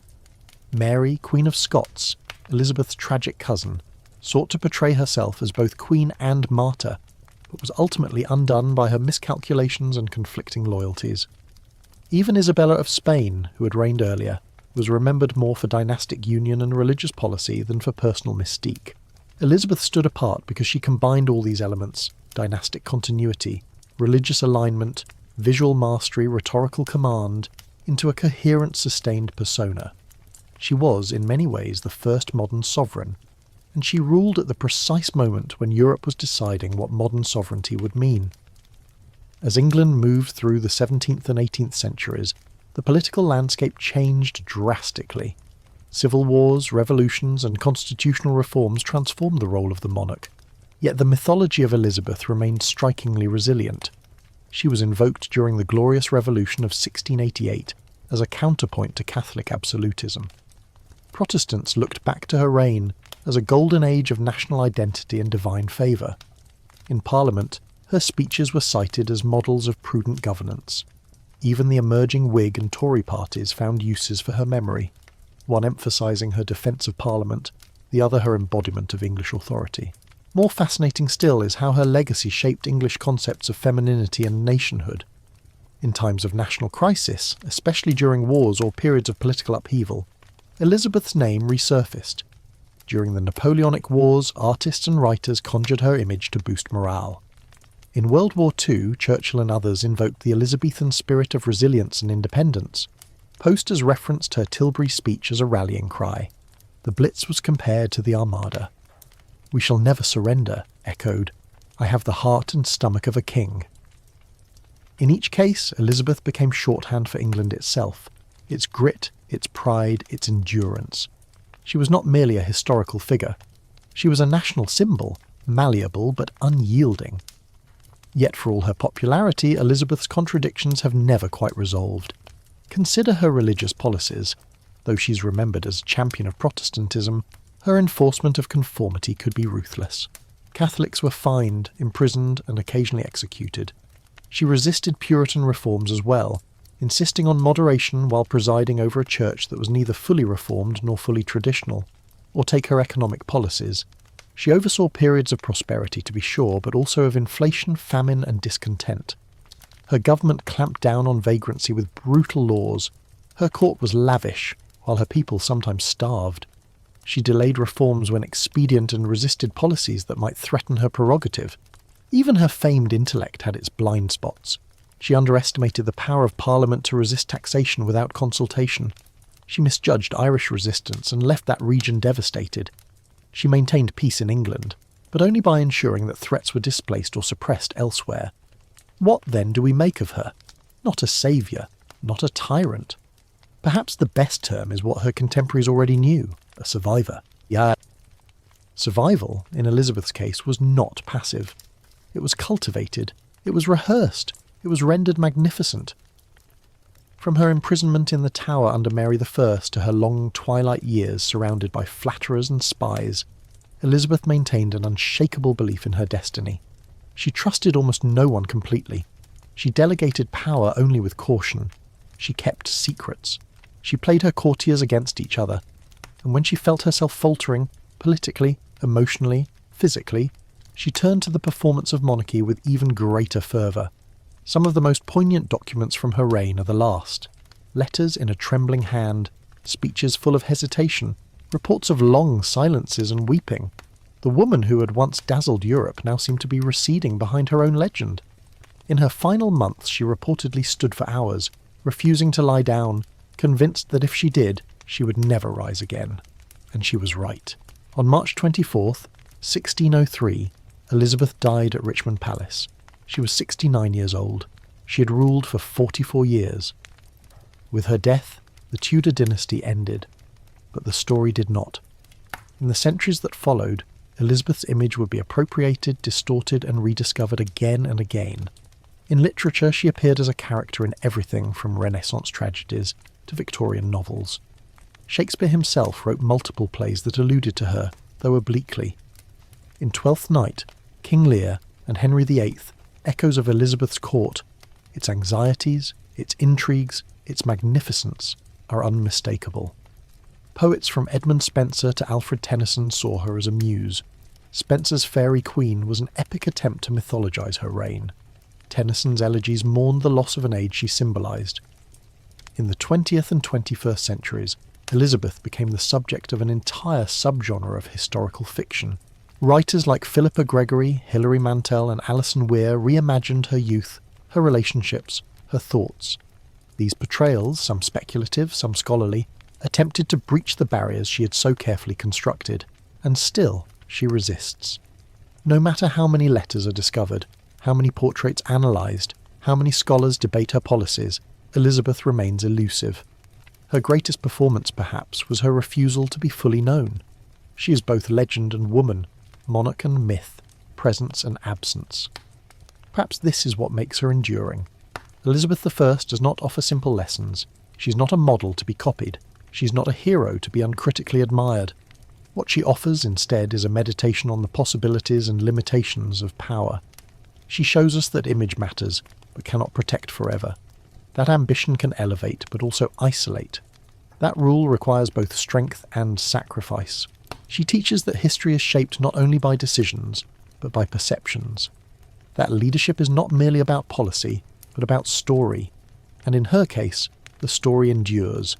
It endures in films, in classrooms, in scholarship, in national memory. It endures in our questions. Who was she, really? What did she want? How did she keep it all together? There are no final answers, only echoes. But maybe that's the point. In a world that often demands certainty, Elizabeth reminds us that greatness may lie in ambiguity. That power, when wielded with grace and guile, leaves traces more indelible than conquest. That the queen who never married, never named an heir, never surrendered her autonomy, created something more permanent than bloodline. She created a legend, and legends, unlike monarchies, do not die. The legend of Elizabeth I did not die with her because she had not merely governed. She had performed, transformed and transcended the role of monarch into something archetypal. It is one thing to rule a nation. It is quite another to become its metaphor. In the centuries that followed her death, the English, and then the British, nation would find itself repeatedly returning to her image, her story, her constructed self. Elizabeth was, in many ways, the first ruler of a media age, the first to understand that power was not simply exerted through armies and laws, but through narrative, spectacle, and myth. And thus, when we trace her legacy, we must trace not only treaties and succession, but the powerful afterlife of her persona. Her successors, including the Stuarts, attempted to navigate the legacy she left behind, sometimes by invoking her memory, other times by distancing themselves from it. But none could truly escape the long shadow she cast over the monarchy. King James VI of Scotland, James I of England, may have succeeded Elizabeth peacefully, but he inherited a crown shaped by her example and complicated by her expectations. His rule, though intellectually ambitious, lacked her dramatic flair. James preferred theological treatises and the cultivation of court scholars to grand pageants. He was less theatrical, more pedantic, more private. Where Elizabeth had worked tirelessly to choreograph every public appearance, James was less invested in symbolic politics. In this respect, he seemed a monarch of the past rather than the future. But even as the new Stuart dynasty tried to assert itself, Elizabeth's myth remained potent. Comparisons between her reign and those that followed became common in the political discourse of the 17th century. When civil war erupted under Charles of Thurnes, both royalists and parliamentarians referenced Elizabeth. Royalists mourned the loss of her commanding unity. Parliamentarians evoked her prudence as a counterpoint to perceived Stuart tyranny. It is telling that even amid a war against monarchy, Elizabeth was never truly vilified. Where Charles I came to be seen as arrogant and detached, Elizabeth was remembered as shrewd and devoted. Her long survival, her eloquence, her apparent care for her subjects remained part of her posthumous reputation. She had played her role with such completeness that even Republican thinkers admired her. Elizabeth's long cultural afterlife can be seen most vividly in the art and literature of the 17th through 19th centuries. Baroque painters and neoclassical sculptors continued to evoke her image, not always accurately, but always symbolically. The marble busts created during the Restoration period show her with features idealised beyond recognition. Cheekbones sharpened, jaw firm, eyes gazing towards some eternal horizon. These were not meant to resemble the real Elizabeth, who by all contemporary accounts aged conspicuously. These were efforts to represent the eternal idea of Elizabeth. The same was true in poetry and drama. While Shakespeare had subtly honoured her during her lifetime, later writers were more direct. In the 18th century, Elizabeth became a figure of national pride in the growing imperial imagination. She was portrayed as the first visionary of England's global destiny. Poets credited her with the navy, the colonies, even the industrial spirit. This was not strictly historical, but it was effective. In imperial Britain, Elizabeth served as both founding mother and moral justification. The Victorians too found in Elizabeth a useful ancestor. In the age of Queen Victoria, Elizabeth was evoked to validate the idea of a strong, moral female ruler presiding over a mighty empire. Books, portraits and school curricula all celebrated Good Queen Bess as a symbol of unity, virtue and English superiority. Even her perceived celibacy was transformed from political expedience into moral purity. The Virgin Queen became, for a time, a patron saint of Victorian restraint and imperial destiny. This sanitised vision of Elizabeth stood in stark contrast to the more complex, sometimes brutal reality of her reign. But that was part of the myth's strength. It could be moulded to fit any age's needs. In the 20th century, especially after the traumas of the two world wars, Elizabeth's image underwent another transformation. No longer merely a symbol of empire or national pride, she began to represent resilience, cunning, and the capacity for reinvention. During the Second World War, Churchill and British propagandists frequently referenced her famous speech at Tilbury. The heart and stomach of a king line became part of the nation's collective memory. Elizabeth was cast not only as a warrior queen, but as an icon of British defiance. Posters, radio broadcasts, and even children's books resurrected her image to galvanise morale. The myth proved remarkably elastic. Later, in the post-colonial and feminist eras, scholars and artists began to interrogate Elizabeth with more critical eyes. Was she a feminist icon, or a patriarchal tool? A master manipulator, or a victim of her own image? Historians debated whether she resisted marriage for strategic autonomy or due to personal trauma. Biographers analysed her letters, dissected her court policies, and tried to understand the psychological cost of ruling as a woman in a man's world. This critical re-evaluation enriched rather than diminished her legend. Rather than a simple heroine, Elizabeth became a complicated, human, and therefore even more compelling figure. She became a canvas onto which different generations projected their questions about gender, power, leadership, and legacy. The cinematic Elizabeth, emerging in the late 20th century, followed this pattern. From Bette Davis's imperious portrayals to Cate Blanchett's luminous, tormented versions, film made Elizabeth a character of psychological depth and mythic resonance. Directors emphasised different aspects of her story: her youth, her ageing, her courtly intrigues, her isolation. Always she was framed by candles and shadows, jewels and daggers, sermons and speeches, and through it all, her legend continued to evolve. Modern audiences are not always comfortable with ambiguity, but Elizabeth's legacy demands it. She was capable of tenderness and cruelty, trust and suspicion, visionary generosity and brutal pragmatism. Her reign was a balancing act between past and future, faith and tolerance, diplomacy and force, public duty and private grief. She wielded power in a time when women were presumed incapable of doing so. She governed without the support of a husband or heir. She outlived all her rivals, she kept her country for the most part at peace, and she created a national identity that, for better or worse, endures. Today, in the 21st century, Elizabeth I remains a central figure in global historical consciousness. She appears in textbooks, museum exhibits, podcasts, and online debates. Students still read her speeches. Scholars still debate her decisions. Audiences still watch her story unfold on screen and stage. Why? Perhaps because she speaks to enduring human concerns. How do we balance power and principle? How do we lead without losing ourselves? How do we construct a self that survives the scrutiny of history? Perhaps, too, because she reminds us that political mastery does not always lie in domination, but in perception, patience, and performance. Her life invites comparison with other great figures: Alexander, Napoleon, Lincoln, Mandela. But in the end, she is sui generis. There was no one quite like her before, and none quite like her since. And what of the final judgment? What does Elizabeth's life and legend tell us about greatness?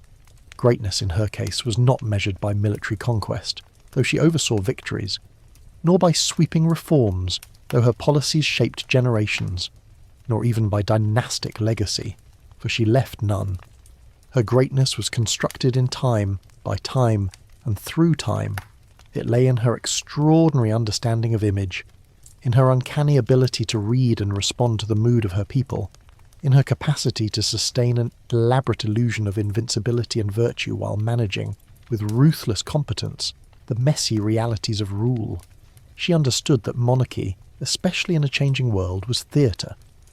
And like any great actor, she mastered not only the role, but the stagecraft, the lighting, the silence, the costume. She gave her people what they needed: a queen who appeared untouchable, unbreakable, eternal. And by doing so, she gave them something more than peace or prosperity. She gave them identity. That, perhaps, is her most profound legacy. We end then, not with certainty, but with acknowledgement that Elizabeth stands not simply as a ruler of her time, but as a continuing presence in ours. She reminds us that power is fragile, that performance matters, and that legacy is built not only on decisions made in council rooms, but in gestures made before crowds, in words spoken at windows, in silences that last longer than speeches. She reminds us that history is not only what happened, but how it is remembered, and that to shape memory is to shape destiny. Elizabeth Tudor did not merely survive her age, she defined it, and in defining it, she became something more than queen. She became a symbol, an idea, a legend, a mirror in which each generation sees something of itself and something to aspire to. If we accept that Elizabeth I became a symbol, a legend shaped and reshaped by time, then we must next explore the mechanisms by which such legends are preserved, challenged, and reanimated. The afterlife of Elizabeth's image was not simply the passive result of nostalgia or nationalism. It was the product of continuous cultural labour. Writers, painters, politicians, scholars, and ordinary citizens have all participated in the ongoing construction of Elizabeth.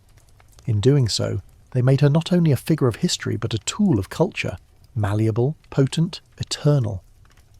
Let us begin with the written word, for it is through language that Elizabeth's story was first preserved and canonised. The earliest biographical accounts, many written by courtiers or loyal admirers, sought to record her reign with reverence. They emphasised her virtue, her intellect, her piety, and her service to England.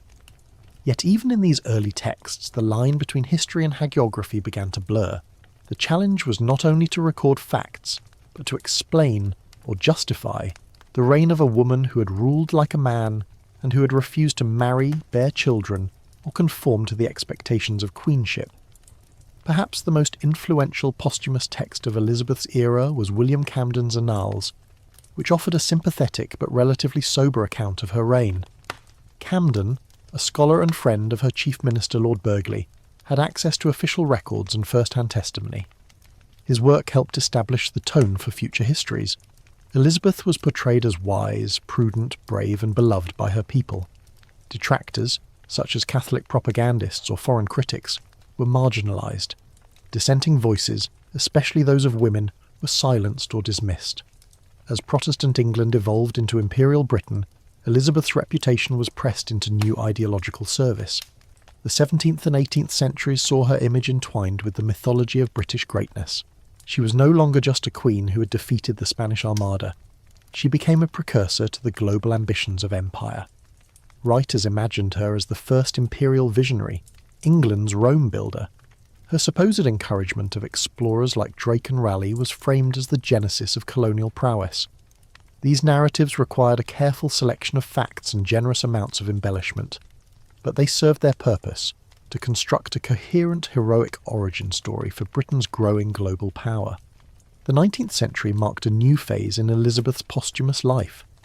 During the long reign of Queen Victoria, Elizabeth was reclaimed as a proto-Victorian figure, moral, dignified, devoted to duty, above the passions of the flesh.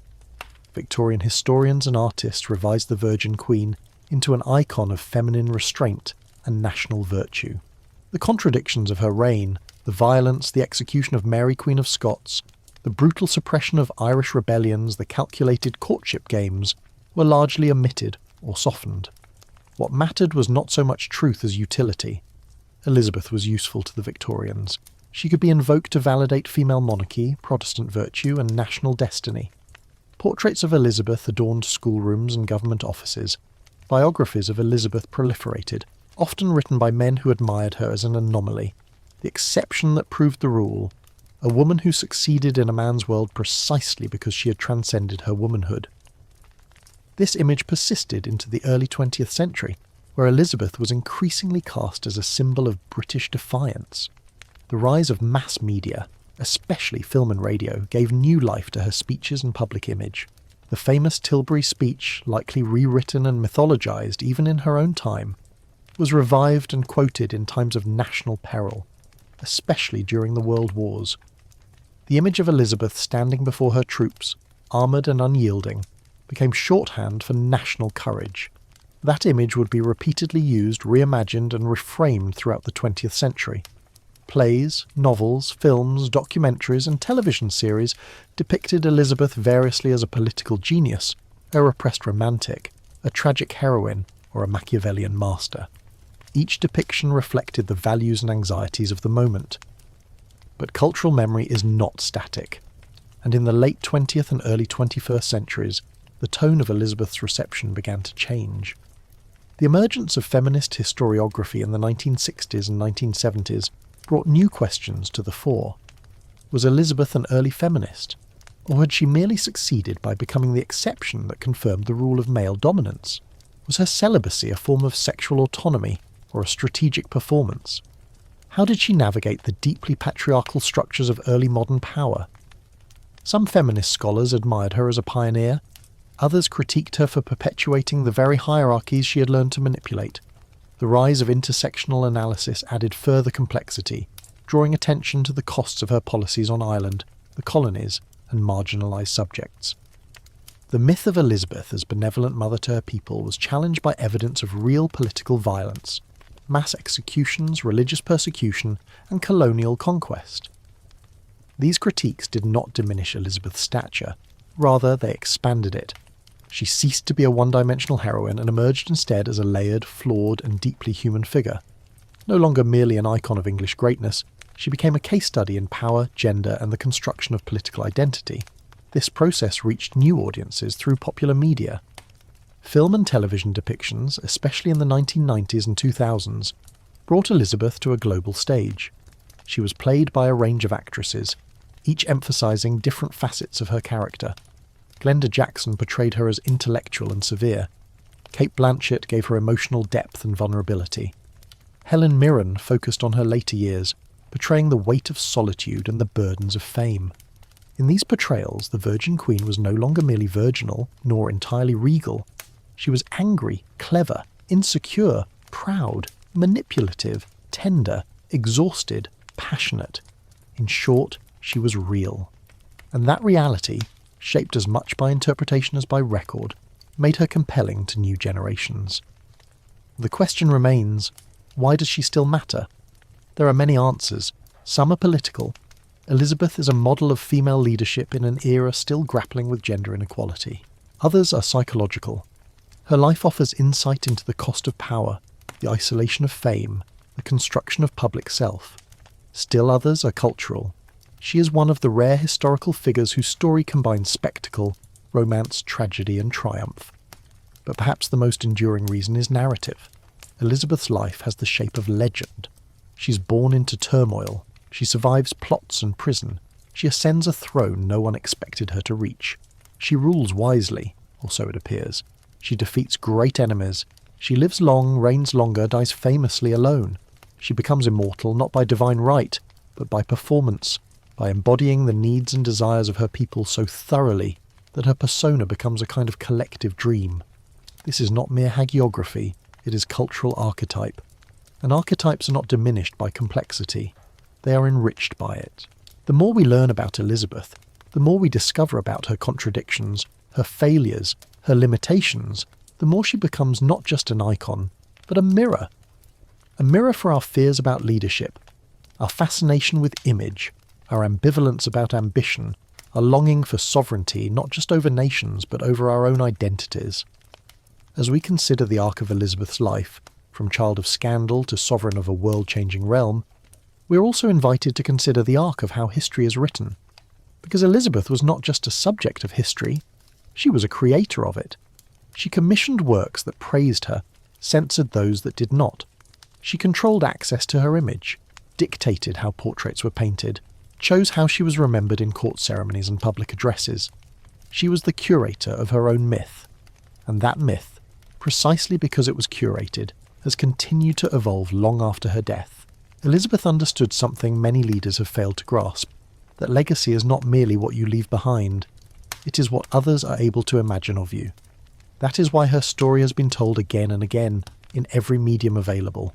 Each age, each ideology, each aesthetic movement finds in her the elements it needs. Whether monarchist or republican, feminist or traditionalist, nationalist or cosmopolitan, each can find in Elizabeth a tale worth telling. That is not to say all versions are equally valid. Historical truth matters. The execution of Mary Queen of Scots, the persecution of Catholics, the suppression of dissent, these are not incidental details, and they must not be erased in the service of romance. But neither should the myth be dismissed outright, for myth is a form of truth, a truth about what people value, fear, admire. And so, Elizabeth remains with us, in paintings and plays, in history books and streaming series, in the rhetoric of political speeches and the dreams of teenage girls who still quote her words. She is a sovereign not only of a past age but of a symbolic realm that transcends time. In the end, perhaps the most remarkable thing about Elizabeth Throwers is not what she accomplished, though that alone would secure her place in history. It is what she represented, and continues to represent. She is the idea that a woman, alone, can rule. She is the idea that performance is not the opposite of authenticity, but one of its most powerful forms. She is the idea that identity, carefully constructed, can shape the fate of nations. And most of all, she is the idea that legacy, true legacy, is not what happens to you, but what you do with what happens to you. Elizabeth was born a disappointment. Daughter to a disgraced queen and a fickle king, she died the most famous monarch of her age. She left no children, but countless heirs of spirit. And she taught her people, then and now, what it means to be not just a ruler, but a presence. Her reign ended. Her story did not. It never will. If we have explored Elizabeth's scene through lenses of history, gender, myth, and cultural memory, there remains one final enduring dimension through which her reign must be interpreted: performance. It was not merely that Elizabeth ruled, it was that she staged her rule, transforming the acts of governance into theatre, monarchy into ritual, and selfhood into symbol. The concept of performative sovereignty, though thoroughly modern in its articulation, was lived in full by the Queen herself. Elizabeth was not only England's monarch, she was its grand performer, playwright and iconographer. To understand this, we must reconsider the Tudor court not as a mere administrative institution, but as a theatre of power. The architecture of Whitehall and Greenwich, the processions through London's streets, the intricately orchestrated progresses through the countryside, all were designed stages upon which the Queen could be seen, adored and obeyed. In a time without television, photography or mass print circulation, her physical presence was the most powerful medium available, and she understood its utility. Everything about Elizabeth's public appearances was calculated for effect. Her clothing, her gestures, her proximity to her subjects, even her silences, became political acts. She wore sumptuous gowns of gold and crimson, not simply for personal adornment, but to dazzle, to intimidate, to sanctify. She conducted herself with grace not only as a matter of personality, but as a matter of policy. Every outing became a ritual, every speech a sermon, every gaze a command. This is not to suggest artifice in the pejorative sense, but rather artistry. Elizabeth mastered the aesthetics of rule. Her court, with its elaborate masks, its pageants, its dances and tournaments, was not a frivolous stage. It was a political engine, projecting stability in an age obsessed with succession and legitimacy. Through this stagecraft, Elizabeth made herself the indispensable centre of national life, the sun about whom all revolved. The comparison with theatricality is not accidental, for the Elizabethan era coincided with the golden age of English drama. And here we must turn to the symbiotic relationship between the Queen and the stage. While it would be inaccurate to suggest that Shakespeare and his contemporaries wrote for Elizabeth in any literal sense, it is clear that the political landscape she shaped deeply influenced the dramaturgy of the age. Elizabeth's England was a place of censorship and surveillance, but also one of dazzling creativity. Theatres became sites where anxieties about power, legitimacy, succession, rebellion, gender and identity could be explored under the veil of fiction. Consider Shakespeare's history plays: Henry IV, Henry V, Richard II, Richard III. They dramatised the perils of weak kingship, the necessity of performance in leadership, and the instability of succession. These were not abstract concerns, they were the very issues that haunted the Elizabethan court.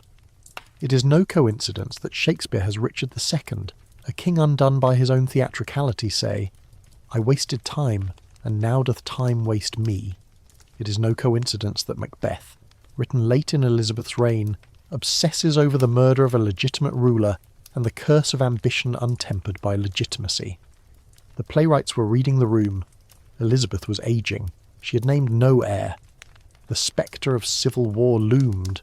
In that uncertainty, the theatre became both mirror and mask, reflecting the court's fears and disguising them in metaphor. Yet while dramatists played with such themes, the Queen herself remained their ultimate audience, and sometimes their subject. Court masques written by Ben Jonson and others would often portray Elizabeth as a goddess, an embodiment of Astrea, the virgin figure of justice and peace. In these masks, she was not merely flattered. She was mythologized in real time. Her virtues were elevated to cosmic scale, her presence rendered divine. This convergence of theatre and politics, of performance and reality, reached its apex in Elizabeth's own speeches. chief among them the address at Tilbury in 1588. We know the story well, the Queen, dressed in armour, appearing before her troops as the Spanish Armada approached. But what is remarkable is not just that she gave the speech, but how she gave it. "I know I have the body but of a weak and feeble woman, but I have the heart and stomach of a king, and of a king of England too." In that single line she encapsulated her entire reign, acknowledging her gender while transcending it, embracing her weakness while weaponizing her strength.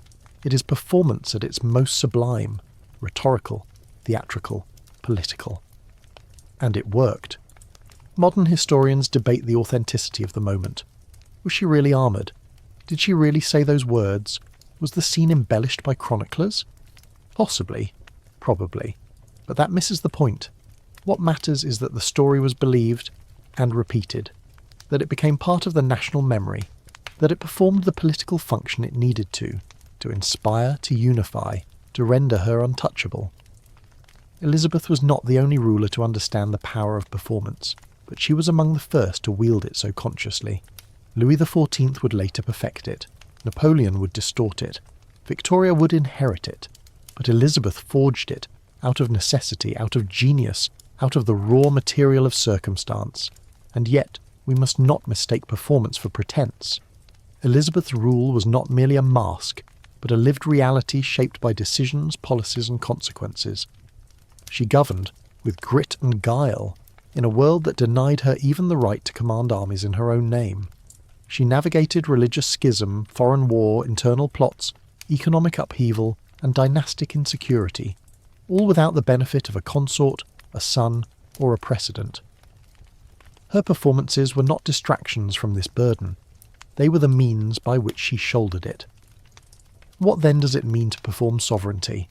It is not to feign power, but to manifest it. Power, after all, is not merely held. It must be seen. It must be believed. It must be felt.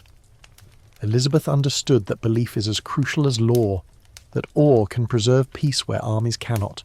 Her ceremonies, her speeches, her image, all were rituals of belief, not just in herself, but in the very idea of England. And in this lies perhaps her greatest triumph. Not the survival of her body, but the survival of her symbol. Symbols endure, and symbols evolve. After Elizabeth's death in 1603, the country passed peacefully to James VI of Scotland, uniting the crowns and inaugurating a new Stuart age. Yet Elizabeth remained, not in flesh, but in pageantry. Her image was enshrined in stained glass, in schoolbooks, in ballads and sermons. She was the last of the Tudors, the end of one lineage, but the beginning of a mythic time, the Elizabethan age. Over the next 4 centuries, this myth would be adapted to suit the needs of empire, of gender politics, of national identity. In World War II, her name was invoked to rally women into wartime production and service. Strong, dignified, resolute. In the post-war years, she was recast as a symbol of British uniqueness. Protestant, cultured, poetic, democratic. In the feminist movements of the 1970s and beyond, she was debated, reclaimed and complicated, not simply as a woman who ruled, but as a woman who performed ruling on her own terms. And today? Today she remains with us still. She's there in every debate about female leadership, cited as precedent or as paradox. She is there in every dramatisation of power, portrayed by new generations of actresses, each seeking to uncover the human within the myth.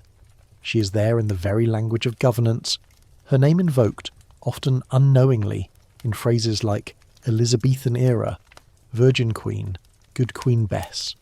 Even the crown, that contested relic of monarchical power, bears her imprint, not just as sovereign, but as symbol. She showed that monarchy could be flexible, performative, adaptable, that it could survive not by rigid tradition alone, but by constant reinvention. This is her legacy. Not merely the defeat of the Armada, not merely the flourishing of the Renaissance, not even the construction of national identity, but the realization that power, to be effective, must be imagined, and that imagination, when skillfully led, can become real. Let us end, then, where we began. With a young girl born under a cloud, sent away from court, deprived of her mother, uncertain of her fate, she could have faded into the shadows of Tudor drama, a footnote in a king's misadventures, but she did not. She rose, she watched, she learned, and when her moment came she seized it, not just with action, but with image, not just with strength, but with style. Her reign was not perfect. No reign is. She failed, at times cruelly. She betrayed allies. She wavered in decisions. She let politics outweigh conscience. She left the question of succession unresolved. But these are not signs of weakness, they are signs of humanity. And in the balance, the story she wrote, or rather performed, remains one of the most astonishing in history. To study Elizabeth is not to study a saint, nor even a heroine. It is to study the art of ruling as the art of becoming. Not born a ruler, but made into one. Not through birthright, but through brilliance. And that is why, more than 4 centuries later, she still commands attention. She speaks across time. She acts still upon the stage of memory. She reminds us that history is not only what happened, but how what happened is remembered, and how those memories shape what is possible. In that sense, she is not past. She is present. She is possibility. She is performance. And she is power.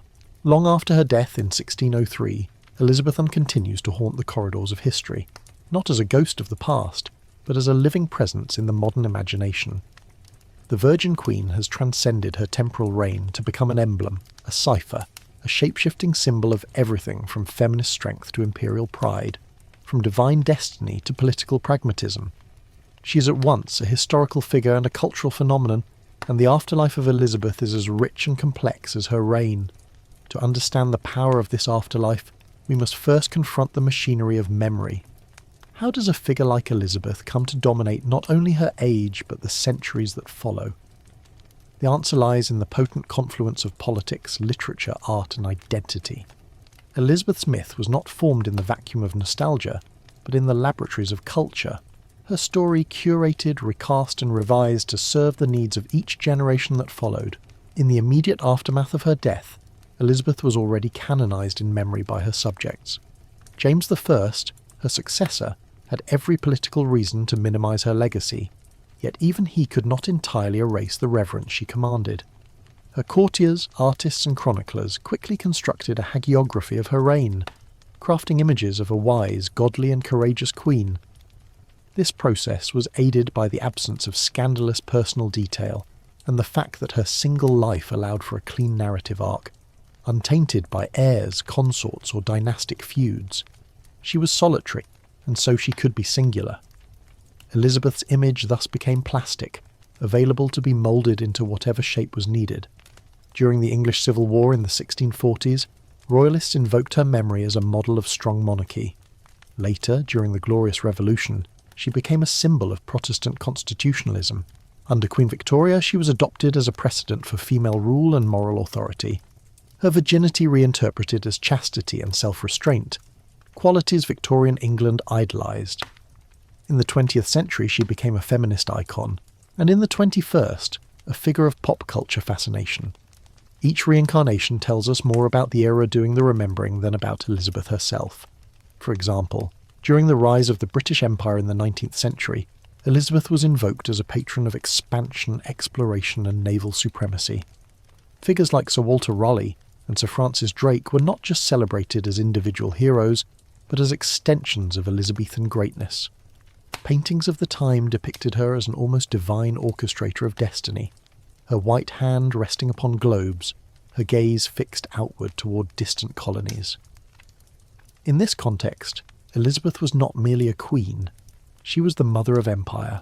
Her image adorned everything from schoolbooks to state buildings. Children recited poems about her. Her defeat of the Spanish Armada was held up as a national origin story. Even her virginity, once a personal political manoeuvre, was now seen as a symbolic purity of the English race and state. Such was the elasticity of her myth. But myths are never without friction. In the 20th century, particularly after the horrors of 2 world wars and the crumbling of the British Empire, Elizabeth's image shifted once again. Gone was the uncritical celebration. Instead, new generations of scholars, playwrights and filmmakers began to ask harder questions. What was the cost of her reign? Whose voices had been silenced to tell her story? What did it mean that she had executed her cousin, Mary, Queen of Scots, or presided over colonial ventures that laid the foundations of conquest? Elizabeth's myth had to reckon with new sensibilities, and it did. Rather than disappearing, it adapted. Post-colonial critics reinterpreted her image as a symbol of white imperial power. Feminist historians explored her life as a negotiation with the impossible expectations placed upon women in power. Literary scholars read her poems and letters for signs of the private person behind the public persona. Filmmakers cast her in both lights, at once sovereign and sufferer, heroine and tyrant. One of the most powerful expressions of this duality has come through film. In the 1998 movie Elizabeth, Cate Blanchett portrays the young queen as vulnerable, politically naive, and deeply conflicted.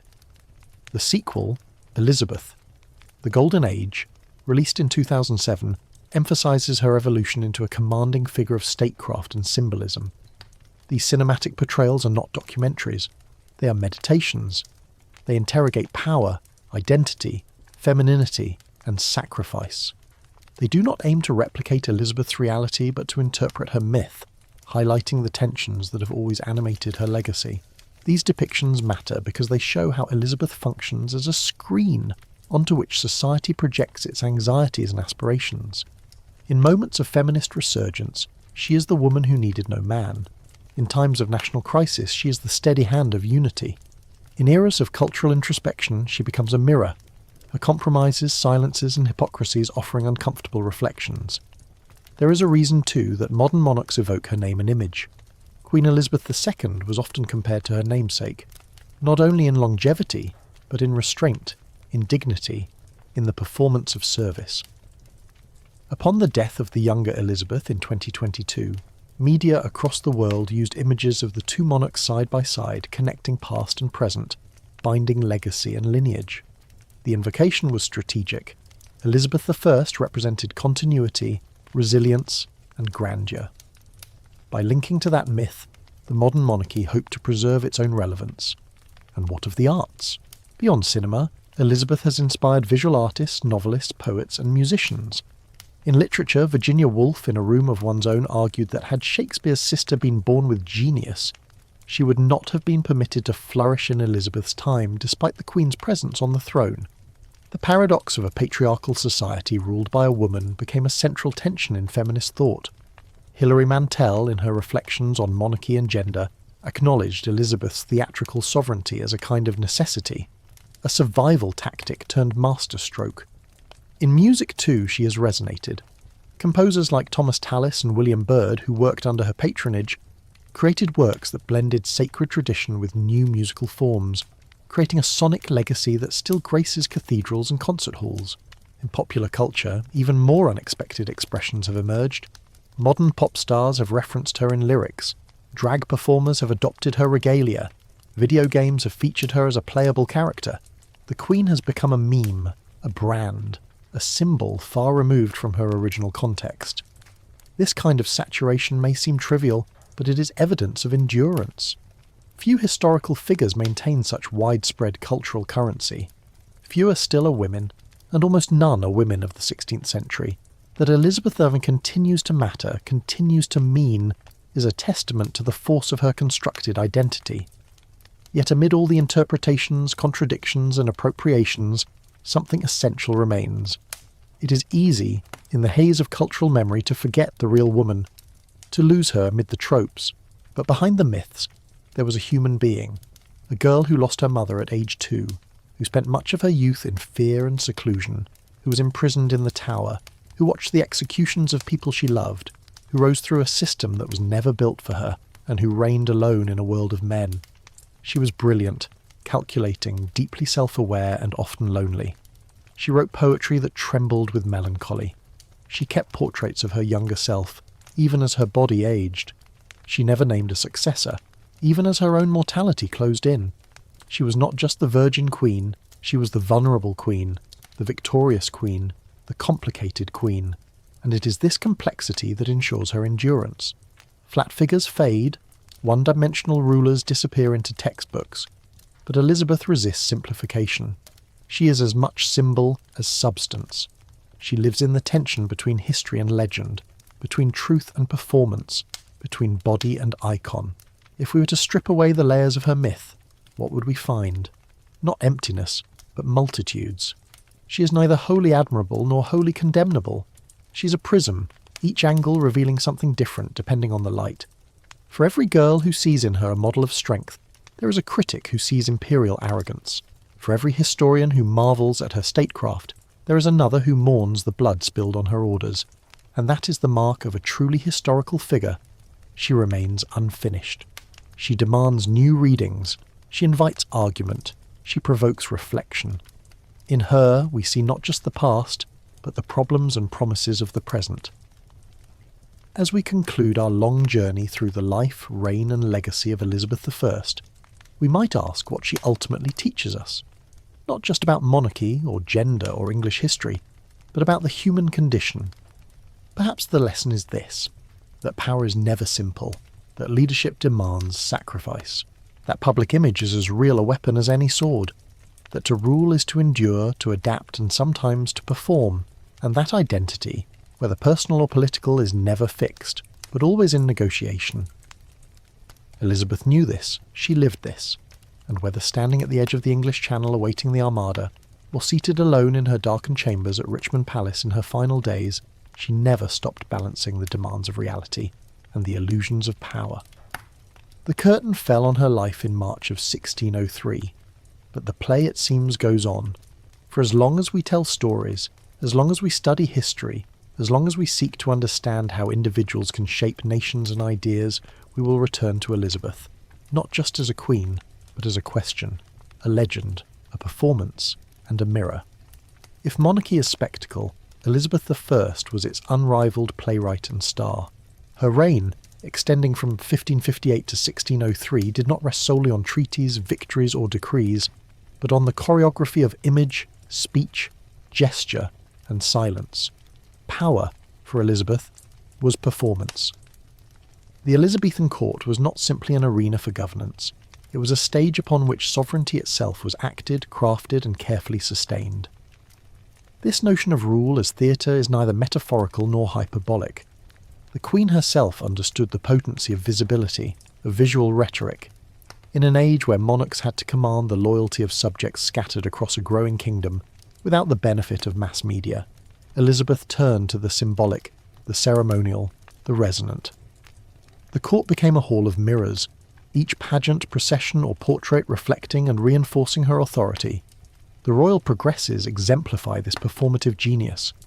Every summer, Elizabeth embarked on extended journeys across her realm. These progresses were not mere vacations, they were calculated political tools. As she moved from one noble estate to another, she allowed her subjects to see her, speak of her, and participate in the collective myth of their queen. She arrived not as a distant monarch but as a radiant presence, and every hosting was a ritual of allegiance. In each village, a temporary world was built around her arrival. Elaborate pageants, classical allegories, choreographed speeches in Latin and English, and symbolic gifts drawn from mythology or the Bible. The Queen, robed in silks and pearls, was cast alternately as Deborah, Astrea, Diana, or Gloriana, the virgin huntress, the divine judge, the bringer of peace. These figures were more than flattery, they were frameworks for governance. By embracing their roles, Elizabeth offered her subjects a political theology in which monarchy was not just power, but meaning. Yet Elizabeth's performances were not always staged in open fields. Inside court walls, another kind of theatre unfolded, one more intimate but no less constructed. Her management of courtiers, favourites, and ambassadors was a study in controlled ambiguity. She rewarded loyalty lavishly but withheld total favour. She flattered but never promised. She loved but never married. This withholding was strategic. A queen unattached to any man remained attached to the realm. Her treatment of suitors offers a vivid example. Throughout her reign, Elizabeth entertained numerous marriage negotiations, with Philip II of Spain, the Archduke Charles of Austria, Eric of Sweden, the Duke of Anjou, and even Robert Dudley, her childhood friend and lifelong confidant. Each negotiation served a diplomatic purpose, allying England to one court counterbalancing another, but none ever culminated in marriage. Elizabeth maintained the illusion of availability long after it was politically necessary, because the illusion itself had become a currency of rule. As long as she remained unwed, she belonged to no faction, no power, no nation but England. Indeed, her status as the Virgin Queen became the cornerstone of her symbolic reign. Virginity, in the 16th century, was not simply a matter of personal chastity. It was a public virtue, a sign of moral superiority, divine favour, and political incorruptibility. Elizabeth fused her body with the body politic. Her virginity was England's security. Her womb, unentered, signified an unpenetrated kingdom. She declared herself married to the realm, and the realm believed her. This performative virginity did not render her weak or passive, far from it. It allowed her to assume paradoxical identities without contradiction, both king and queen, mother and maiden, human and divine. She could rebuke Parliament, command armies, and orchestrate espionage, all while preserving a persona that made submission to her rule appear not only rational but reverent. Central to this persona was her control over iconography. In the visual arts, Elizabeth orchestrated her image with an iron hand. No portrait of the Queen was allowed to circulate without royal approval. The famous rainbow portrait, for example, painted near the end of her reign, shows Elizabeth in a gown covered in eyes and ears, signifying her omniscience, holding a rainbow, the promise of peace after storm. She is ageless, untouched by time. Her face is porcelain. Her gaze is fixed, detached, eternal. This idealization was not accidental. It was the culmination of a reign that used visual culture as policy. Even coins bore her likeness, carefully updated to reflect not the Queen as she was, but as she wished to be seen. Artists like Nicholas Hilliard were instructed not to paint shadows on her face. Elizabeth, the portrait suggested, did not age like other mortals. Yet beyond the grand portraits and public rituals lay the quieter, more intricate performances, those of language, tone, and gesture. Elizabeth was a master of rhetoric.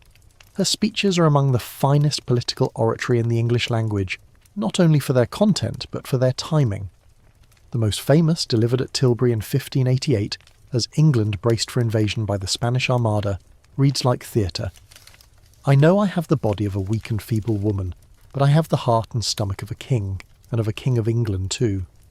This line, endlessly quoted, was not an accident. It was designed to resonate in the ears of soldiers, echo in the reports of observers, and endure in the annals of national memory.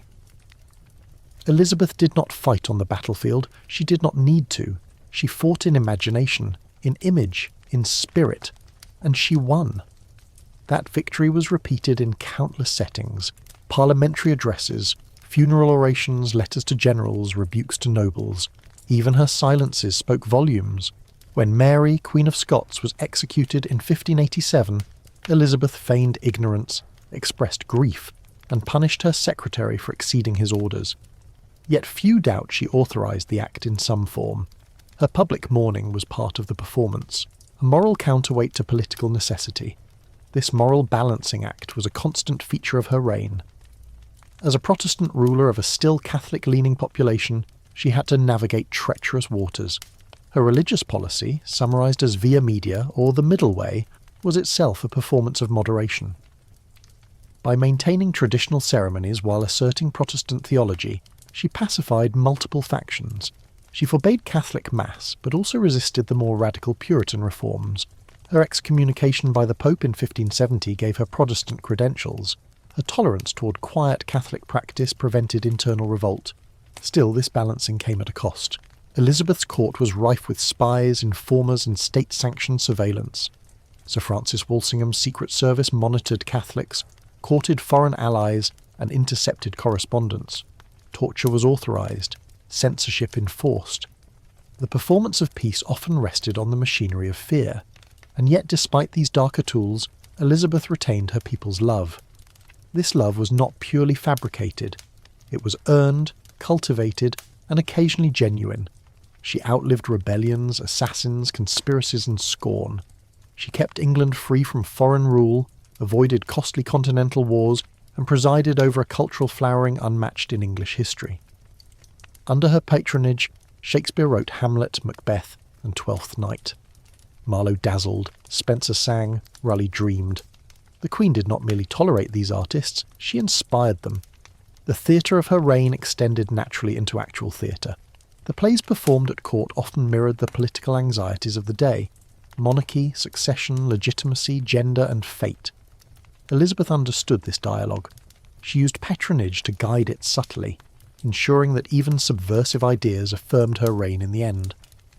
When Richard II, with its scene of a king's deposition, was staged on the eve of the Essex Rebellion in 1601, Elizabeth is said to have remarked, "I am Richard II, know ye not that?" This awareness of the symbolic economy, how stories shaped power, was one of her greatest strengths. In an age when the divine right of kings was increasingly questioned, Elizabeth supplied not theological dogma, but spectacle, story, and myth. She ruled through narrative. She turned governance into a genre. The court became a novel in which every actor had a role, every action a metaphor, but all performances end. In the final years of her reign, Elizabeth's magic began to dim. The cult of Gloriana grew tired. The Virgin Queen grew visibly older, thinner, more melancholic. Her favourite courtiers died or betrayed her. Robert Devereux, the Earl of Essex, whom she had raised like a son, rebelled against her and was executed. The court whispered of decline. The mask slipped. Yet even in decline Elizabeth performed. She attended state functions, refused to name a successor, and carefully orchestrated her legacy. When she died in March 1603, she had left no biological heirs, but an empire of meaning. She had written no memoir, but her life was encoded in ballads, portraits, and sonnets. Her tomb may lie in Westminster Abbey, but her true resting place is cultural memory. Elizabeth's political theatre was not deception, it was devotion. She did not perform to distract or mislead, but to rule. She understood that symbols have weight, that myths move armies, that appearances can shape policy more effectively than decrees. She knew, perhaps better than any ruler before or since, that the crown is not worn on the head, it is projected by the gaze of others. And what remains of this theatre? Everything. Modern politics still bears her mark. The press conference as ritual, the photo op as portrait, the inauguration speech as oration, the leader's image crafted, defended and deployed like a royal seal. Elizabeth's world of courtiers has become our world of influencers, advisors, strategists and spin doctors. Her throne has become our camera. She did not invent political theatre, but she elevated it to high art. And for 45 years, the world watched. The light in her private chamber no longer flickers. After a reign that stretched for more than 4 decades, Queen Elizabeth I of England slips into the shadows, quietly, stubbornly, and perhaps still wearing a touch of powder. Her final days are wrapped in myth just as thickly as the spruce on her face once was. The records blur, the whispers grow louder, but what is known, with a near certainty, is that she fades, slowly, mournfully and almost entirely alone. Her decline begins not as a sudden drop, but as a long, meandering slope. She has survived plots, betrayals, assassination attempts, smallpox and heartbreak. But time, it seems, is the only opponent that can't be outwitted with poetry, pearls or paint. Her teeth are few and rotten, her hair all but gone, her skin a papery shell hidden beneath the last vestiges of her once famous white mask. And though she maintains the pretense of strength, something within her has already let go. Those close to the Queen in her final weeks report strange behaviour. She refuses to sleep, standing or sitting upright for hours, sometimes days, refusing even the comfort of a bed. There is talk of her speaking to shadows, to the spirits of lost friends, perhaps Robert Dudley, the Earl of Leicester, or her executed cousin Mary, Queen of Scots. She mutters, they say, in half-rhymes and fragments, as if still delivering orations to Parliament or composing witty jabs at courtiers. She's draped in layers of dark velvet, her fingers trembling, her eyes dim but wide open. And most notably, she will not allow a mirror in her presence. This small but significant detail carries a heavy poetic weight. Mirrors had once been her allies, her partners in crafting the elaborate fiction of eternal youth and divine beauty. Now, in the end, they are banished, unwelcome reminders of the truth. No one may gaze upon the reality of what lies beneath. She has become the mask entirely. As her condition worsens, physicians are called, though few truly believe they can do anything. They suggest bleeding her, always a favourite in the medical toolkit of the day, or perhaps applying ointments of gold leaf and herbs to her chest. One proposes a syrup of crushed emeralds, another leeches. Some even whisper about melancholy vapours, the medical boogeyman of the age, as if depression itself might be exorcised with the right mix of lavender and mercury. Among the court the mood is eerily still. Rumours swirl. Has she already died? Is someone secretly pulling the strings? Why won't she name a successor? And why won't she let anyone take her pulse? It is said that when her death is near, Elizabeth signals something to her attendants, not with words, but with a long, fixed stare and perhaps a nod. A bishop is summoned. A silence settles. And then, sometime on the 24th of March, 1603, the Queen takes her final breath.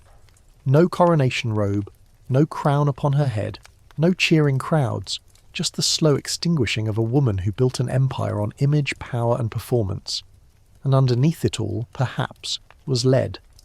This, of course, is where the question arises. Did Queen Elizabeth I die because of her makeup? There is no clear answer.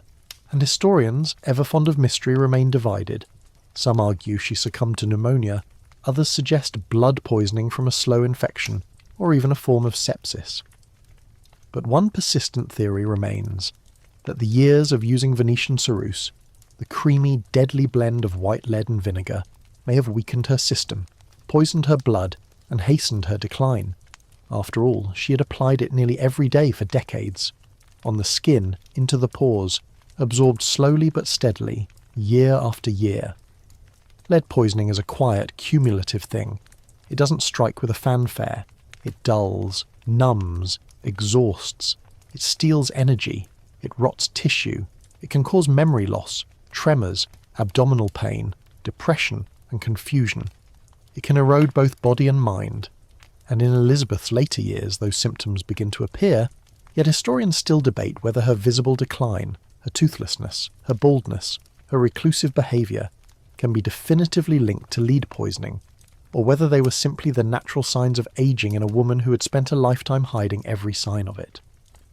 In the centuries since, her story has become a case study, not just in beauty and death, but in the cost of illusion.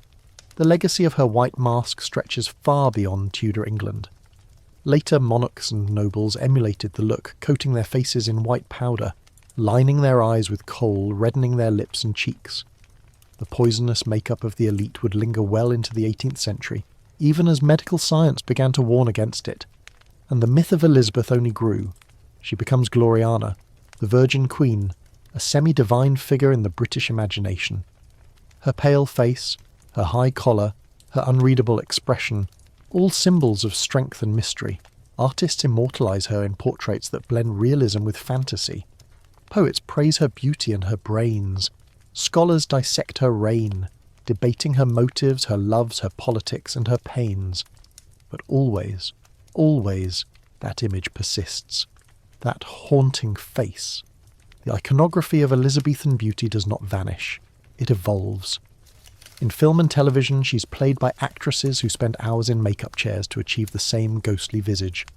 In museums, her portraits draw quiet reverence, even as visitors lean in to study the peculiar smoothness of her skin. And in academia, the question still floats like a ghost in the archives. Did she unknowingly wear her death on her face? Strangely enough, in death she remains as carefully curated as she was in life. Her funeral is grand, but she's not embalmed in the traditional way. No one dares to remove her makeup. Her face, still powdered, is left undisturbed. It is said that her coffin is sealed quickly and her body hidden from public view. Even in death, the Queen is protected from the gaze of others. Perhaps that's how she would have wanted it. A life lived on display, a self sculpted through layers of symbolism and cosmetics, deserves at least one final act of privacy. And in the silence of her crypt, in Westminster Abbey, the leaden mask slowly, quietly begins to crumble.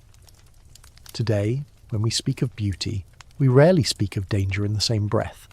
We talk about trends, aesthetics, filters, surgeries, yes, but seldom about death. Elizabeth's story reminds us that these two things are not so separate, that to be beautiful in her time was often to be brave, or perhaps foolish, that every touch of powder was a gamble, that every glance in the mirror carried risk.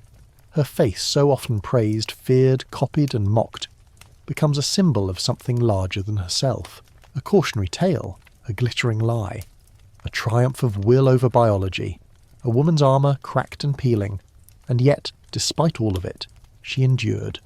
No one else, after all, ruled England alone for 44 years, defied empires, inspired playwrights, and sculpted themselves into an icon with nothing but pearls, wit, and a jar of poison.